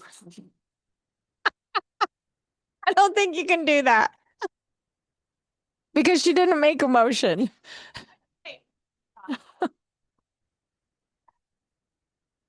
Do you withdraw your motion? I withdraw my motion. I would like to make a motion that we keep the Good elementary job. boundaries as they are, with the exception of, You mean as presented in the E MES? no, I do not mean that. I say, as they are currently, with the exception of moving the boundaries that are currently on the east side of the river to Gardnerville Elementary that were originally zoned under Scarcelli and CC Manili. I'll second that. Is that about as clear as mud for me? Let's take a recess, draft the Okay. motion, and we'll I come back. withdraw. Okay. I withdraw that. Okay. We'll take a 10-minute recess.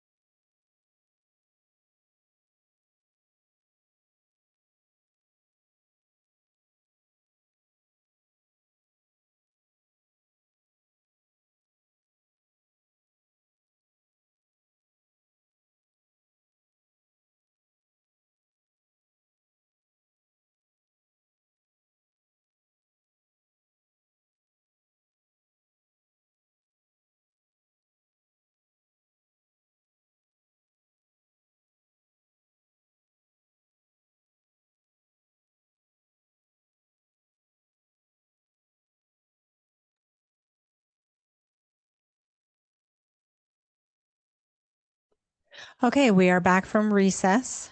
Thank you very much for everyone's patience and understanding as we try to navigate this situation and motion. Ms. Knighting. I have a motion to approve the MES elementary boundary map with the exception that the area on the west side of 88 that is currently zoned to attend Gardnerville Elementary School and the attendance zone from the Foothills Geocode area shall be zoned for Gardnerville Elementary. Second. Okay. We have a motion by Ms. Knighting, a second by Ms. Jansen. Any further questions or discussion from the board? You said Gardnerville twice. I can explain that. One area is currently zoned for Gardnerville. On this map, it shows Minden. The other area, which is called the Foothill area, is currently zoned for Scarcelli as of right now. On this map, it shows Minden. So that's why Gardnerville stated twice.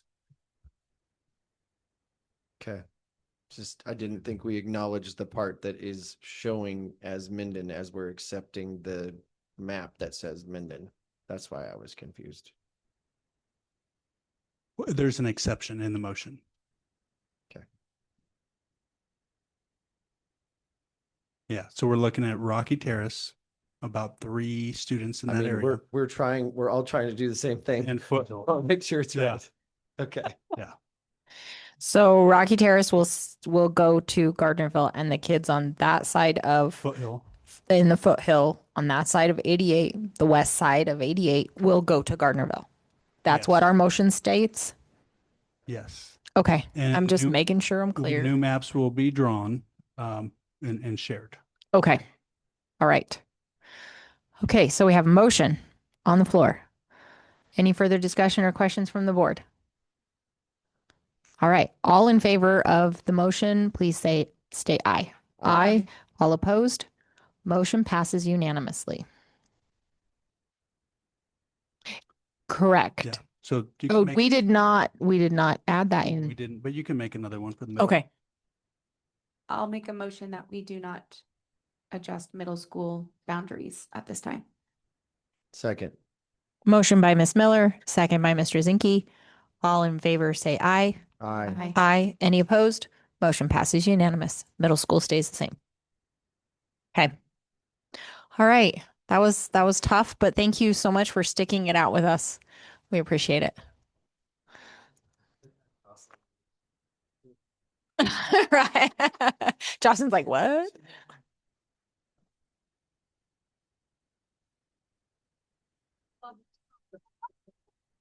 There's a lot going on. Not gonna lie. All right, we will proceed with agenda item number 9, our board policy 600 series. That is a lot to read through. My question that I have before we begin, are we doing this as a first reading? Yeah, so I can clarify the agenda item. This is a first reading of the entire series of board policies 600 series, and those are our financial policies. Sorry, couldn't get that Okay, out. so we will not be taking action on these tonight. Yeah. We can? Yeah, you don't have to, we can do a second reading. That's really what we've been doing is a second reading. You can take action, but we will bring it back a second time as well. Okay. Just to stay true to the process we implemented. Okay. I just wanted clarification. So, all right. So, Mr. Alvarado. Okay, I'll set the background on this item. So the district pursued and was awarded what's called an operational efficiency grant through Nevada Department of Education about this time last year. We received just over $100,000 to improve our practices at the district office. Due to our financial position, I prioritized our 600 series for updates.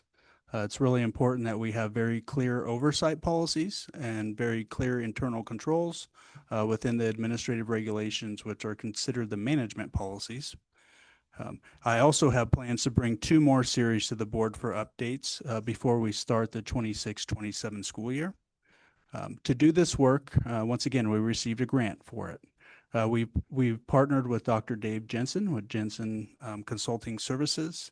And he's assisted us with updating the policies and ensuring that we are compliant with state and federal law. We utilize the grant funds to compensate him, and there is no impact on the district's general fund for this year. It's all coming from grant dollars.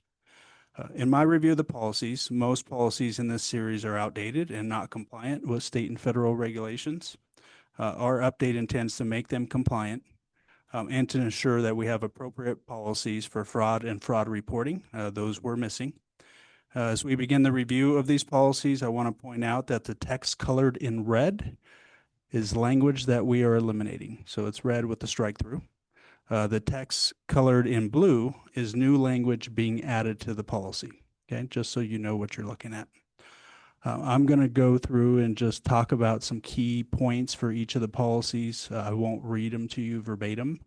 I'm assuming the board may have questions, but just know that all of this brings us up to the legal compliance and the legal standard for how we do business in our business department and control our finances. Do you want those questions as you're going over the policy or wait until the How end? about one policy at a time? Correct. Then Okay. questions. Okay. Next policy. Okay. Questions. Sounds good. Okay. All right. So let's start with Board Policy 601. This is titled Fiscal Objectives. And so this policy, as written, it was inadequate. Even though it was revised in 2016, it was not up to, the standard of the current regulations. We did not have recommended or appropriate systems for fiscal stewardship. We did not have a system for HR personnel management. Those are those internal controls I was telling you about with the personnel report. And we did not have long-term fiscal forecasting. It also did not reference Chapter 387, Financial Support of School Systems. That's the Nevada revised statute that we have to follow. And this revision addresses these issues and outlines the role of the board, which is oversight.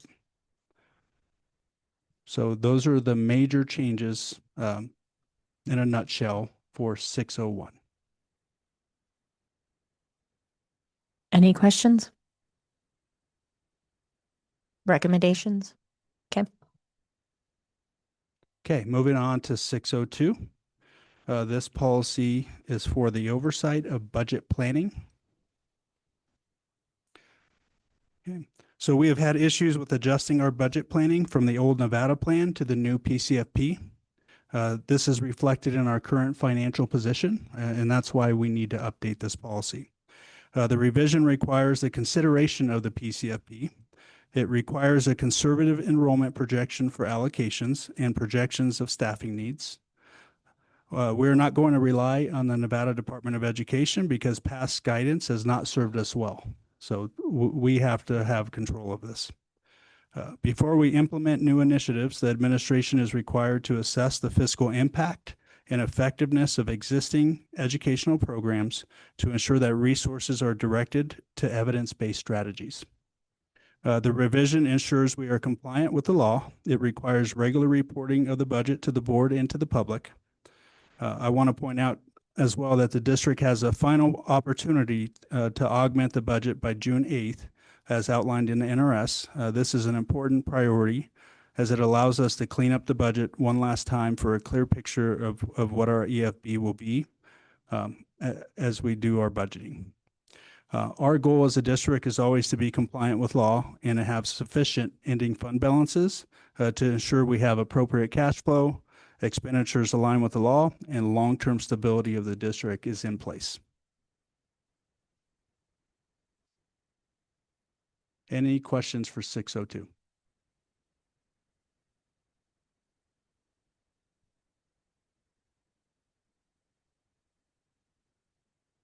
I do have a question.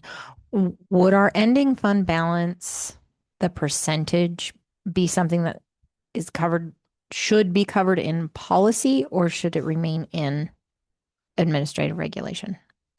I've read so many things, I can't remember exactly where I saw it. So the board has oversight over a budget. So the Mhm. board should set that in board policy. Okay. And then the management aspects of the EFB are stated within the administrative regulation. Okay, thank you. Yeah. So even though it's in the law, right, it's your job as a board to ensure that we're in a strong fiscal position. Any other questions for 602? Okay, sorry, I have lots of notes because obviously this is an entire series. So I'm going to go through my notes and highlight everything.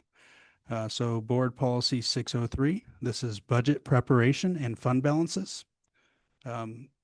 So for this policy, there were not that many changes in this policy. It was updated in 2016. Language was added to confirm our responsibility to hold a public hearing on the tentative budget. And so that's what you'll see on April 9th. We already comply with this, but it is important to require this in the policy. The public hearing is an opportunity for the public to provide input. Every voice matters, and we want to hear from the public as we develop our budget. Budget augmentation language was added. As you recall, this year we did a second augmented budget in February, which was a really important task for us to get a clear picture of where our EFB will be at the end of this year. We've added GASB requirements, which are the government accounting standards, to this policy, because we have to make sure funds are categorized and spent accordingly. The district must categorize these funds as non-spendable, restricted, committed, assigned, and unassigned funds as we build our budget. We added a requirement that expenditures that qualify under a restricted fund be spent from that fund first before being considered and made qualifying for a general fund expenditure. So general funds are not restricted, right? So we can use those dollars on anything. So if a purchase falls under a restricted bucket, we need to save our unrestricted dollars always. And what you'll notice, we did identify expenditures within our general fund that we're moving over to capital, right? And so then in the future, we always look at every expenditure and then push it into a restricted fund first. We added language to recognize the statutory minimum ending fund balance to 4% with the goal of reaching an ending fund balance of 8.3%. The 8.3% is important because what that does is make certain that we can operate for 1 month's time if there was an emergency in the state. That means we can rely on ourselves. In negotiations, anything between 12 and 16% is open for bargaining, just so you're aware.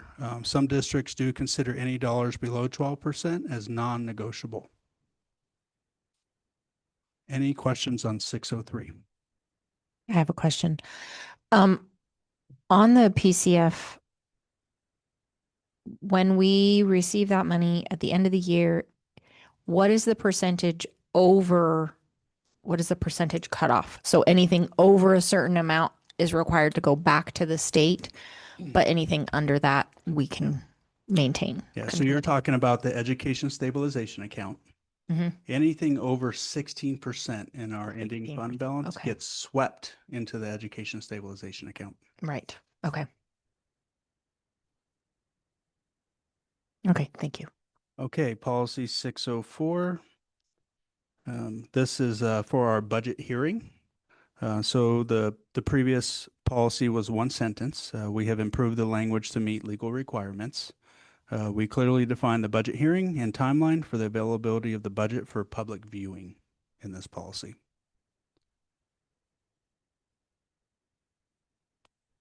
I think that's pretty clear, right? No questions?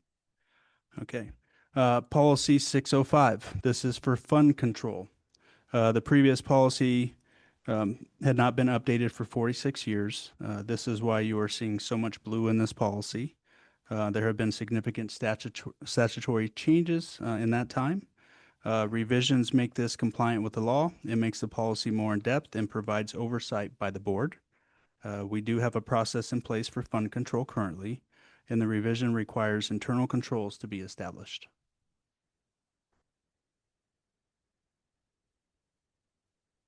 Assuming there's no questions.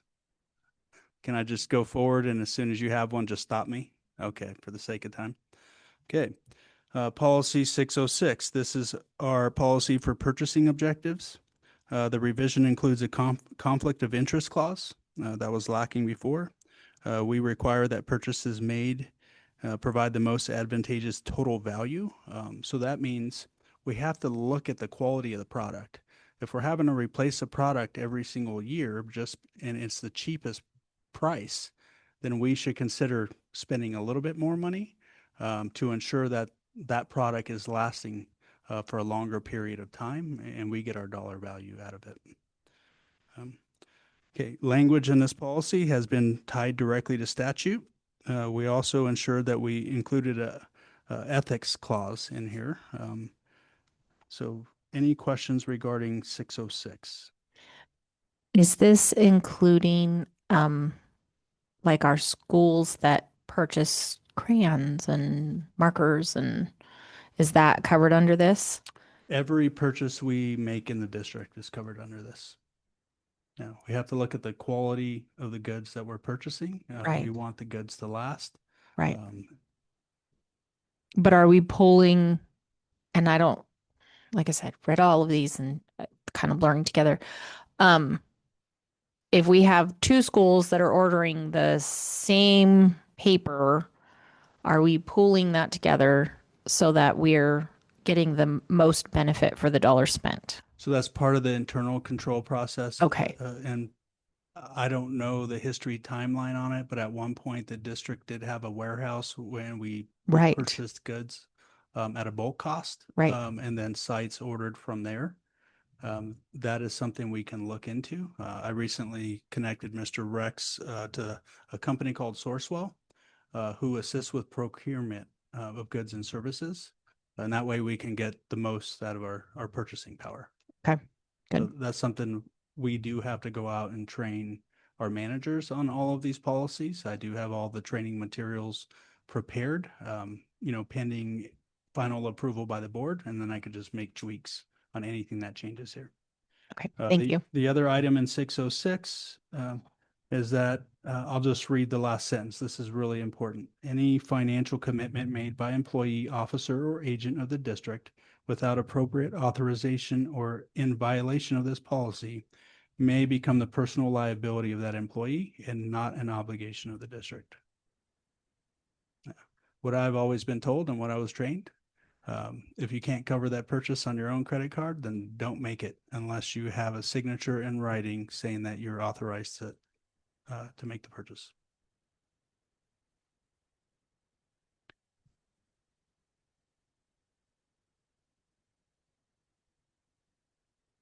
Okay, board policy 607. This is titled Purchases Budgeted. And so I'll just go over the big items here. There's a shift in authorized personnel. Previously, this stated there was references to an assistant superintendent of business services. We do not have that position in the district. However, we are pursuing to hire a chief financial officer. So we have changed that designation to a CFO. And they are the primary person responsible for authorizing purchases and maintaining lists of potential suppliers and making alternate order suggestions if they see that we can get something cheaper somewhere else. It also provides stricter compliance. So new language mandates that purchases, must be made in compliance with applicable procurement laws, board policies, and admin regulations.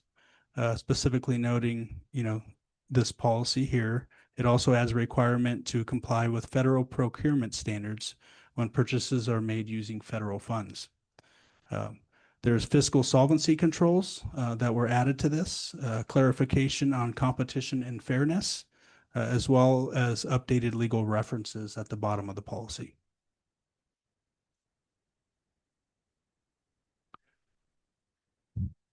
Okay, going to board policy 608. This is purchases not budgeted. And so what we did in this policy, expand the scope and compliance rules. So now it explicitly applies to all district funds, including federal grant funds and capital or public works projects. It mandates compliance with local purchasing laws. So that's NRS Chapter 332 and public works laws, Chapter 338, and federal procurement laws.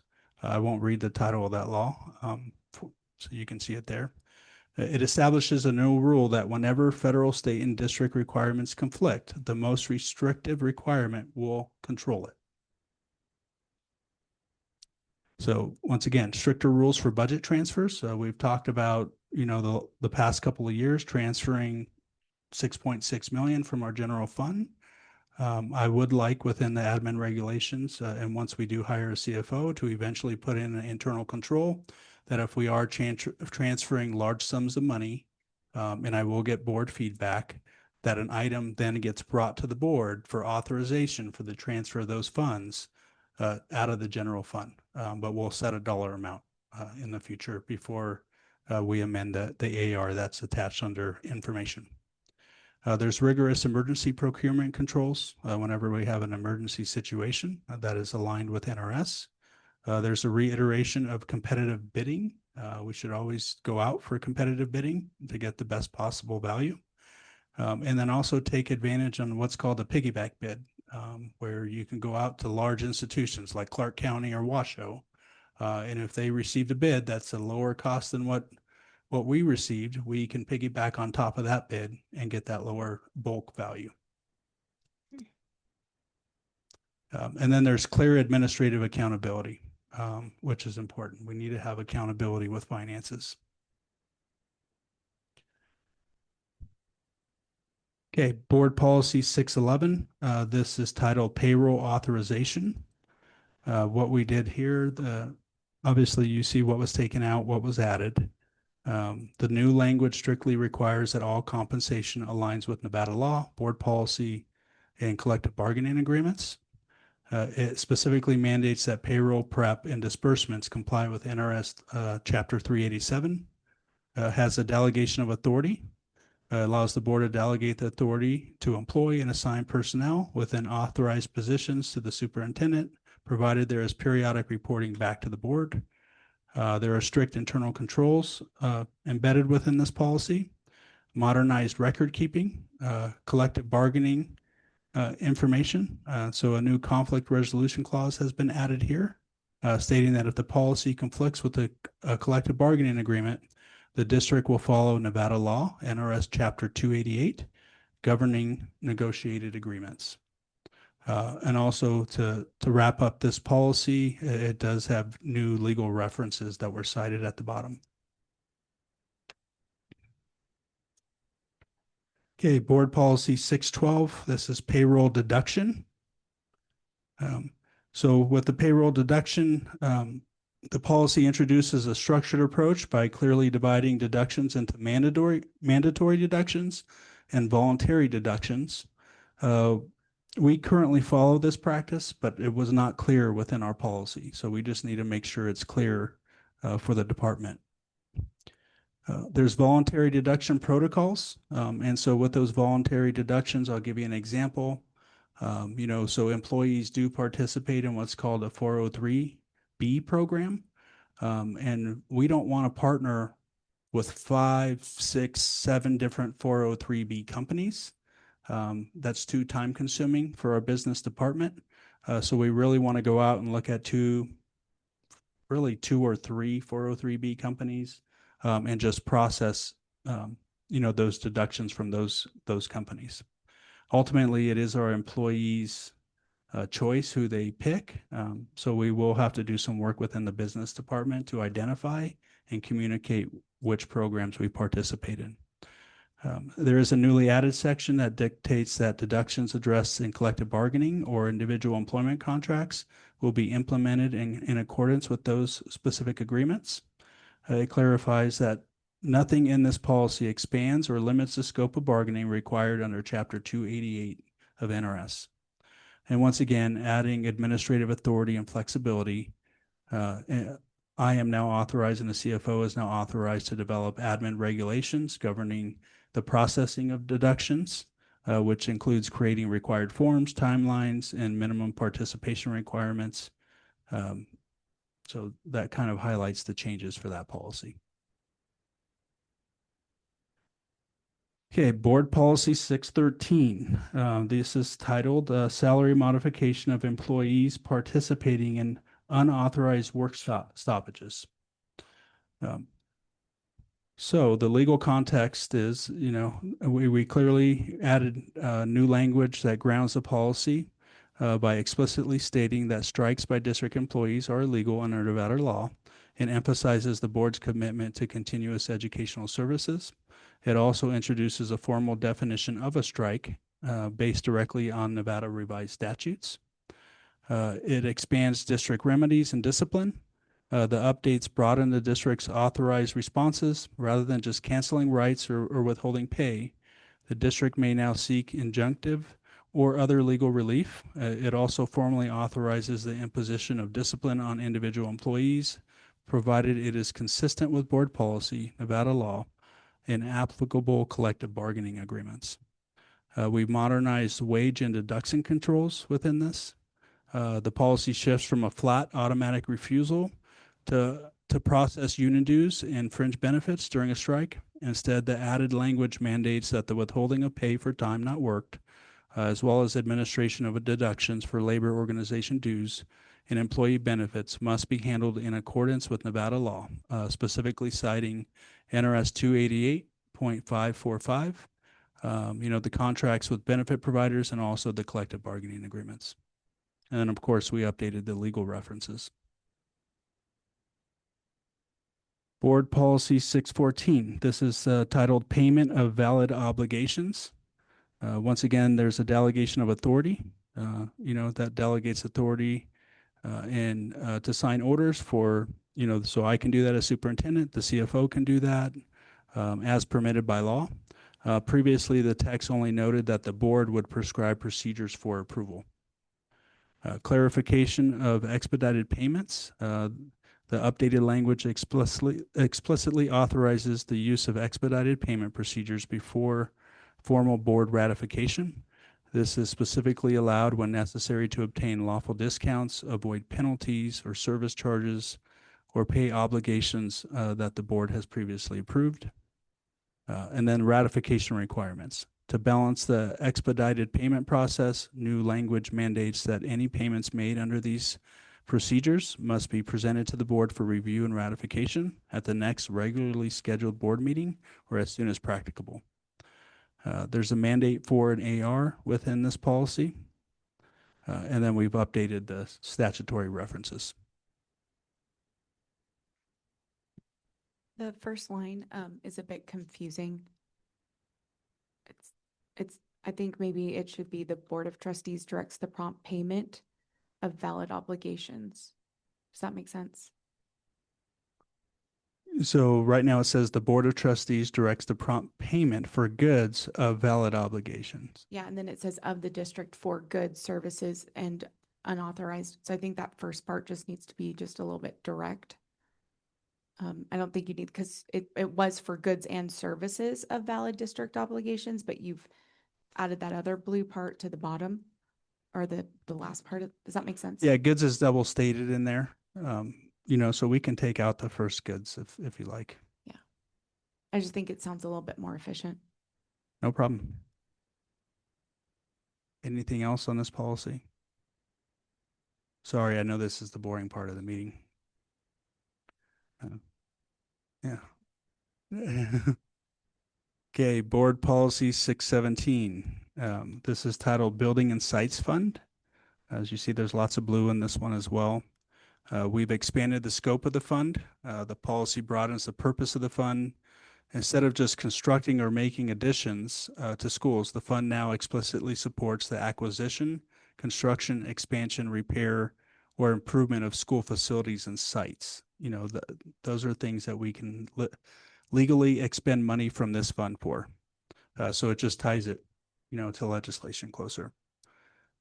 It also acknowledges that funds may be deposited into other authorized capital project funds as required by law. So at the beginning you had said and repair. That's not in the very beginning of this. Is that supposed to be? It says improvement. Improvement would be repair. Okay. Yeah. All right. Yeah. Just make it. If you want me to change improvement to No, repair, but we could do that. I just. There is a stricter statutory alignment, a clearer broad oversight. The additions specify that the board must approve the budgets and major projects supported by the fund. allocating money consistently with statutory requirements and board adopted priorities. So in the future, you will have a 5-year CIP plan that Mr. Demas will present to you. So that's what that's referencing here. There are modified reporting requirements. The reporting frequency has changed. Instead of a rigid requirement to report semi-annually, the policy now requires periodic reports. And then updated legal references are provided for this as well. Okay, board policy 618. We're almost there. 4 more. So what we've done here is this is called periodic audits. As a district, we can do a better job of doing periodic audits. So this policy will allow the future CFO or SUS as currently to go out to sites and do audits, of whatever books they're maintaining, the discretionary accounts, the student accounts, all of those different things at the school sites.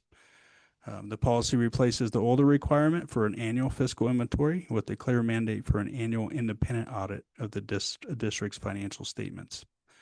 It specifies that this audit must be conducted by a board-designated certified public accountant or firm and must adhere to generally accepted auditing standards and state requirements.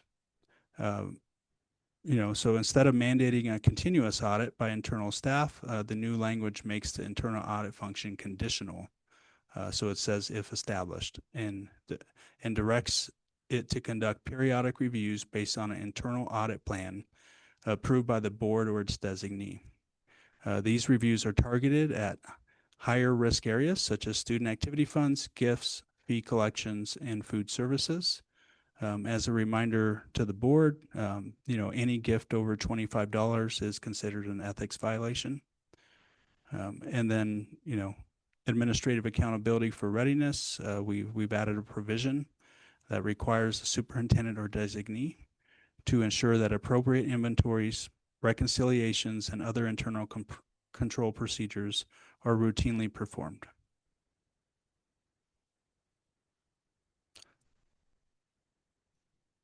Okay, board policy 619, fund balance accounting and reporting. So we've added GASB 54 alignment and provided more clarity. So we have to officially adopt GASB standards and provide more precise definitions, for the 5 fund balance classifications. It specifies that only the general fund can report an unassigned fund balance. That means that we haven't dedicated those monies to anything. There's stricter rules for fund classifications. So that's called the restricted fund balance. The language clarifies that these constraints are externally enforceable, by law, by grantors, by bondholders, and cannot be changed unilaterally by the board. It establishes, a committed fund balance now explicitly requires the board's highest level of decision-making authority, and that's typically a resolution adopted prior to June 30th. It also has information on an assigned fund balance. It prohibits assignments from resulting in a deficit in the unassigned fund balance. It also allows the board to delegate the authority to assign funds to an official or body. There's some delegation of administrative authority to the superintendent and the CFO. And then there's statutory alignment for reserves. And then while maintaining the standard spending order, once again, restricted, committed, assigned, then unassigned, new language allows the board to designate a different order via formal resolution, provided the action remains consistent with external restrictions, statutory requirements, and sound financial management. Any questions? We're down to our final 2.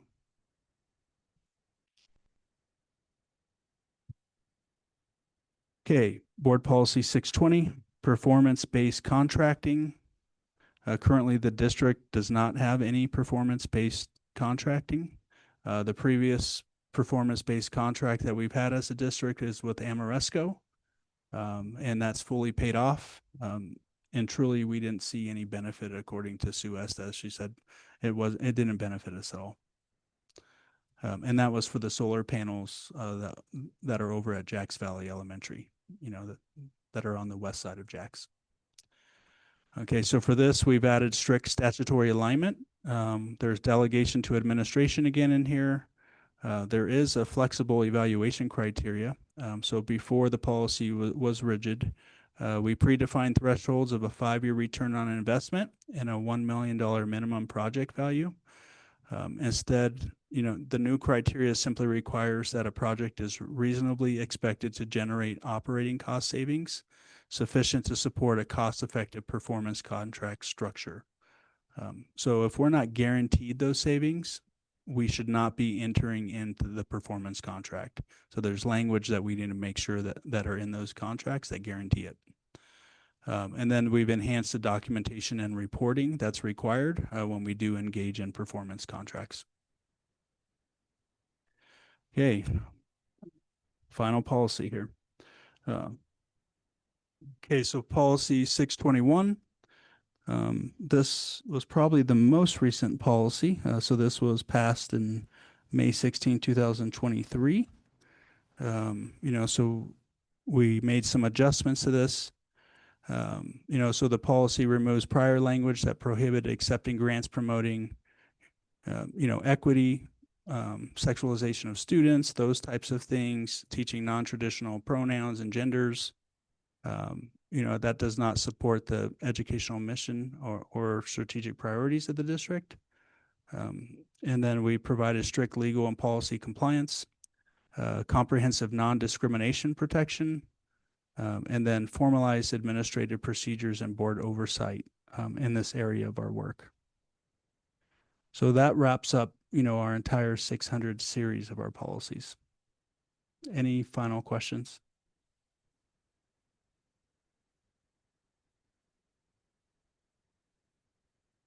I don't believe so. Okay, we will bring those back in one more meeting and then make sure that on the board agenda, it does say second reading. Will we do that at our April 9th meeting? So since we're scheduling a special meeting on Next the week. 26th, Mhm. I can bring it back then, or I could bring it back April 9th. What is the board? How would you like me to handle that? I know the next week's meeting is only supposed to be an hour. So is this going to be okay to be in that time frame? Based on the fact that the board didn't have too many questions tonight and the realization that this makes us compliant with state and federal law, and I would say let's hear public comment. And then if it's feasible, then we can bring it back next week. And if not, then we'll bring it back April 9th. I'll just make the best judgment. Okay, thank you. Okay. All right, then we'll open it up for public comment at this time.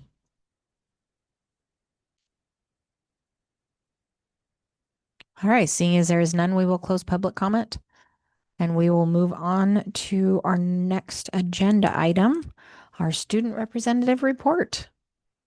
Ms. Jocelyn. Hello. I don't really have much to, I guess, report on today. Basically at Whitell, there's a track meet on Saturday and they're taking their ASVAB test on April 2nd. I was trying to find more sporting stuff, but I was having a little trouble with that. For Douglas, we had a softball tournament today for girls. Yeah, and we have one of those again tomorrow morning. Baseball had a game today. Both schools have a swim meet on Saturday. Boys volleyball is starting up here. And we're starting to campaign for next year's ASB officers. And currently we are still working on Mr. DHS, which is next Friday, and prom, which is roughly 3 weeks out. And then regarding like the last meeting, or not the special one, but February 26th, Miss Mitchell and I plan to meet up to create a form regarding the school calendar for the 2027-2028 school year next Thursday. And so we're going to talk about like the calendar and like making a form to send out to the students and everything. And yeah, that's basically all I have. So Thank you very much. Yeah. All right, on to board reports. Ms. Jansen, would you like to start us off? Turn your microphone on. I'm going to report on the March meeting of the Nevada State Board of Education. And this was Nevada Reading Week, and the Nevada Reading Week started in the year 1987. And this year's Reading Week theme is Book and Adventure. And both Superintendent Wakefield and Governor Lombardo went to schools and read to students. Okay, and this is also Youth Art Month. There was an event held in Reno March 14th, and the theme was The World Needs Art. So the NDE Strategic Priorities and Listening Tour provided insights and feedback on 5 strategic priorities. Number 1, strong foundations. Number 2, empowering pathways. 3, equipped educators and leaders. 4, informed and connected families. And 5, aligned systems. So they have a board meeting every month like we do. And that was kind of a summary of what was on their board. Other than that, I've been to lots of meetings. I don't know if I've done anything else, but okay. Ms. Nighting? So the Health Advisory Committee hasn't met this month. They will be meeting on the 31st. I attended the 2 work group meetings for the boundary readjustments. I attended the Minden Elementary School bake sale where they're earning money for a water bottle filler. I was a guest reader at Drop Everything and Read at Pinion Hills Elementary, and I attended the Aspire College and Career Fair, along with the DH Band and choir concerts and multiple track meets. Been a fun month. Ms. Miller? I attended the annual Tahoe Douglas Fire and Rotary Green Eggs and Ham Day for the elementary school. This is where the fire department and Rotary have green eggs and ham that are made at the fire station and brought over to the elementary school, and the book is read with them with the firemen. It's one of the events that is very much looked forward to every year. I also attended the Lake Tahoe Chamber meeting this past Tuesday, and I've also attended quite a few JV and varsity lacrosse games for the last couple of weeks. Ms. Jackson? I also bought some baked goods at MES. They were very good, and I hope they made enough money for their water station. I visited Jacks Valley Elementary School. I was very impressed with their Block E, where they get their E for Eagle, and all of the little jobs that the students do to earn that. And so that was kind of neat. And then it was neat to see their progress on their wildly important goal. And so we talked about their reading and how they're doing on that. So I really enjoyed that. And then we had a lot of emails when we were looking at where we were going to put the pre-K about and kindergarten and different things with CC Manili from teachers talking about their WIN program at CC Manili. And so I asked if I could come and watch that. And I was very impressed. It was kindergartners and first graders, and every 15 minutes they go to a different room, and there was no chaos, and they just all went to their little class. And I was telling Mr. Spires earlier that it was just fun to see. It's just a quick block where they just work on a skill that they need, and everyone's kind of at the same level. And it was just neat to see them so engaged because it's so quick, and and just kind of getting the little skills they needed. And so I was really impressed with that. So that was fun. I'm still working on getting to the other schools. I mean, so I just got on. I'm trying to get around the valley and see everyone in Tahoe. I am seeing Tahoe on Monday, but so I'm still working on it for those schools I haven't got to yet. I'll be there. Mr. Zinke? So I too have been to some track meets and some golf practices. I went to the quarterly chamber meeting. It was quite eventful. They have a lot planned for this year. Gardnerville and Jen Toon have a lot in store for us. And as I've said before, that's my favorite meeting because you get a real good feel for the rest of the county. And then I went to my Parks and Rec Advisory Committee. They decided who was holding office. Gary Dove is the new president. And then they presented a master plan for the, I want to call it the rodeo. It's not the rodeo. The fairgrounds. Gosh, that was just skipped my brain. The fairgrounds, and it's a pretty impressive master plan if any of you have seen it. It's an indoor arena and an outdoor arena and camping sites, and it's quite the venue. So that's it. All right. I had the opportunity to attend Pinion and do their drop everything and read, which was really fun. I got to read to kids for an hour. That's why we do what we do, right? Then I got to attend the Aspire College Career Fair. Is that what they called it? Career Fair? Yeah. And it was really cool to see the kids walking around and talking to people, and they had to ask questions, and it really forced them to get outside of their comfort zone, which I thought was really good. I attended another metric subcommittee down in Vegas, where we are continuing that work on our what our future, I don't know if it will be star rating. We haven't quite decided what it's going to be called, but we're evaluating that. And so that we're hoping that that will take effect and be like a pilot year next year. That's the goal of what we're setting for ourselves. So hopefully we can make that happen.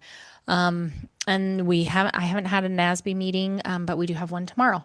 So, and then I believe that 4 of us are signed up for training on Saturday. And we're looking forward to that. So I think that covers that. And we will turn the time over to our superintendent for superintendent report. Okay, thank you, President Wagstaff. So recently I had a discussion with Ronald Alling from Alling and Gilson, a law firm in Lake Tahoe. Attorney Alling has received a $5 million endowment, and he's looking at a community matching program in which he's hoping to partner with DCSD to build a Boys and Girls Club on the grounds of the lake schools in between Zephyr Cove and George Wattell High School. We just had an initial conversation. I did tell him I don't think $5 million is going to build very much. However, he is seeking $5 million more dollars. I plan on following up with him in about 3 weeks from now. I'm visiting him, discussing his proposal. I will bring a proposal back to the board probably early next year, maybe September-ish. I think it's a great opportunity for the area, and what they're seeking to do is establish a program in which kids can be supported on snow days before and after school. He believes this could be a great community asset and help stabilize the enrollment at our lake schools. So that's about all the information I have. He is writing up a proposal, but I'm not going to bring that back to you until early next year. I also talked to Bryce Cranch, Douglas Fire. He's the new interim chief there. We have a meeting next week to discuss the feasibility of entering into an educational agreement with Lake Tahoe Unified for access to 10 seats in our fire science program. We need to come up with a dollar value for those seats. I see this as a revenue generator for the fire science program. That program was established by a grant, and we will exhaust those grant dollars if they're not already exhausted. And we'd love to see that program continue into the future. And this partnership can help for that. At the point we're ready for, an agreement to be approved, we'll bring that as an item as well to you. I had the opportunity to attend the CVMS Honor Choir at the Carson Community Center. That was a great event. We have some talented kids, both at the middle school level and at the high school level. Recently, I met with our leaders at the elementary level to discuss DNO. So we collaborated and discussed what can the future of DNO look like. And we really want to focus this program around recruiting the homeschoolers within our county. And so in those discussions with the principals, they want to manage their own DNO program at their school sites. That can be really beneficial for us in building back our enrollment, recruiting kids back, and then stabilizing. And so more information will be shared on that as well. I'm hoping to bring something to you in June. I attended negotiations for our DCPA group as well as our bus drivers group. I want to thank Mrs. Dwyer for leading that work as our chief negotiator. As we work through our financial constraints, those are not easy meetings. We have our next meeting on Monday with DCPEA. We held communication meetings at Aspire, CC, and MES. We were able to share information with our educators there, filled, an open Q&A with them. I also attended Aspire's career fair. That was well attended, by school officials. I appreciate all of you for going. And then also, I had the opportunity to present at Chamber yesterday. At that presentation, I shared information about the pupil-centered funding plan, the levers in that plan that have not been pulled that can benefit us as a district financially, but every other district, in the state as well. And then I highlighted some points, for the Chamber to advocate for change. And I reached out to the Tahoe Chamber. Looks like I'll be scheduled to go up there in June, and I'll replicate that presentation at Chamber there as well. Coming up in the future, tomorrow we have our first round of CFO interviews. I'm looking forward to that process. And so we'll go through that. And then we have a second round that we'll have to schedule in the near future. I was summoned by the subcommittee at the CLGF to report back to them next Friday. So I'm in the middle of preparing all of the financial documents and presentation for that meeting. As soon as I send it off to CLGF, I'll provide that information to the board at the same time so that you can see where we're at. And I did email the board. There is a Minden Elementary School SBAC kickoff event on March 30th at 9 a.m. So if anyone wants to attend that event, it'd be great to have you there. And that concludes my report. All right. Do you want to just right into informational items? Yeah, so informational items, we have our administrative regulations. I'm not going to go through those like I did the board policies. These are the management aspects. I anticipate some minor tweaks to these policies once we do hire and onboard a CFO. I would love to have that CFO give their input and make minor changes that they see as necessary for these policies. All of these align to state and federal regulations and will help us implement the internal controls to prevent, our current financial position in the future. In regards to enrollment, at this point in time in March, we are down 54 students. As you see, our trend is, it decreases as the year goes by. And so it's nice to see that we have enrollment that's in the 4,800s. That means that our revenue will be stabilized for this quarter and hopefully for the rest of the year. Thank you very much. Anything else? No. All right. Oh, I was looking at enrollment counts, and I know it says that we have 54 difference from the prior year, but I was looking compared to the beginning of the school year, and I noticed CVMS is up 22 students. So I think that needs to be looked at. I think they're doing something really well there to not just maintain like most of the schools are, but increase. But Douglas is down 75. So when you add those two positive negatives, you get about 53 from the beginning of the school year. I just think it's something that we need to pay attention because we do need to make sure that we are maintaining our enrollment going into the next school year. So it's just something to keep an eye out. I know we look at the prior year same month, but I think it's always good to look at where did we start at the beginning of the school year. Are we stable? Are we decreasing? Are we increasing? And we should really reach out to the schools that are doing a good job of polling more students, because maybe those are polling homeschool students. But if we're seeing decreasing, we should be asking ourselves why as well. And I know we have some issues with homeschool and things like that, but I think we need to ask those hard questions. Yes, I've asked Ms. Mitchell to put together a report of all of our declining enrollment students with the withdrawal codes, so we can see if they're going to homeschool, if they're going to a different institution, that report will be provided to the board as well. Thank you very much. Anything further? And with that, we will adjourn the meeting.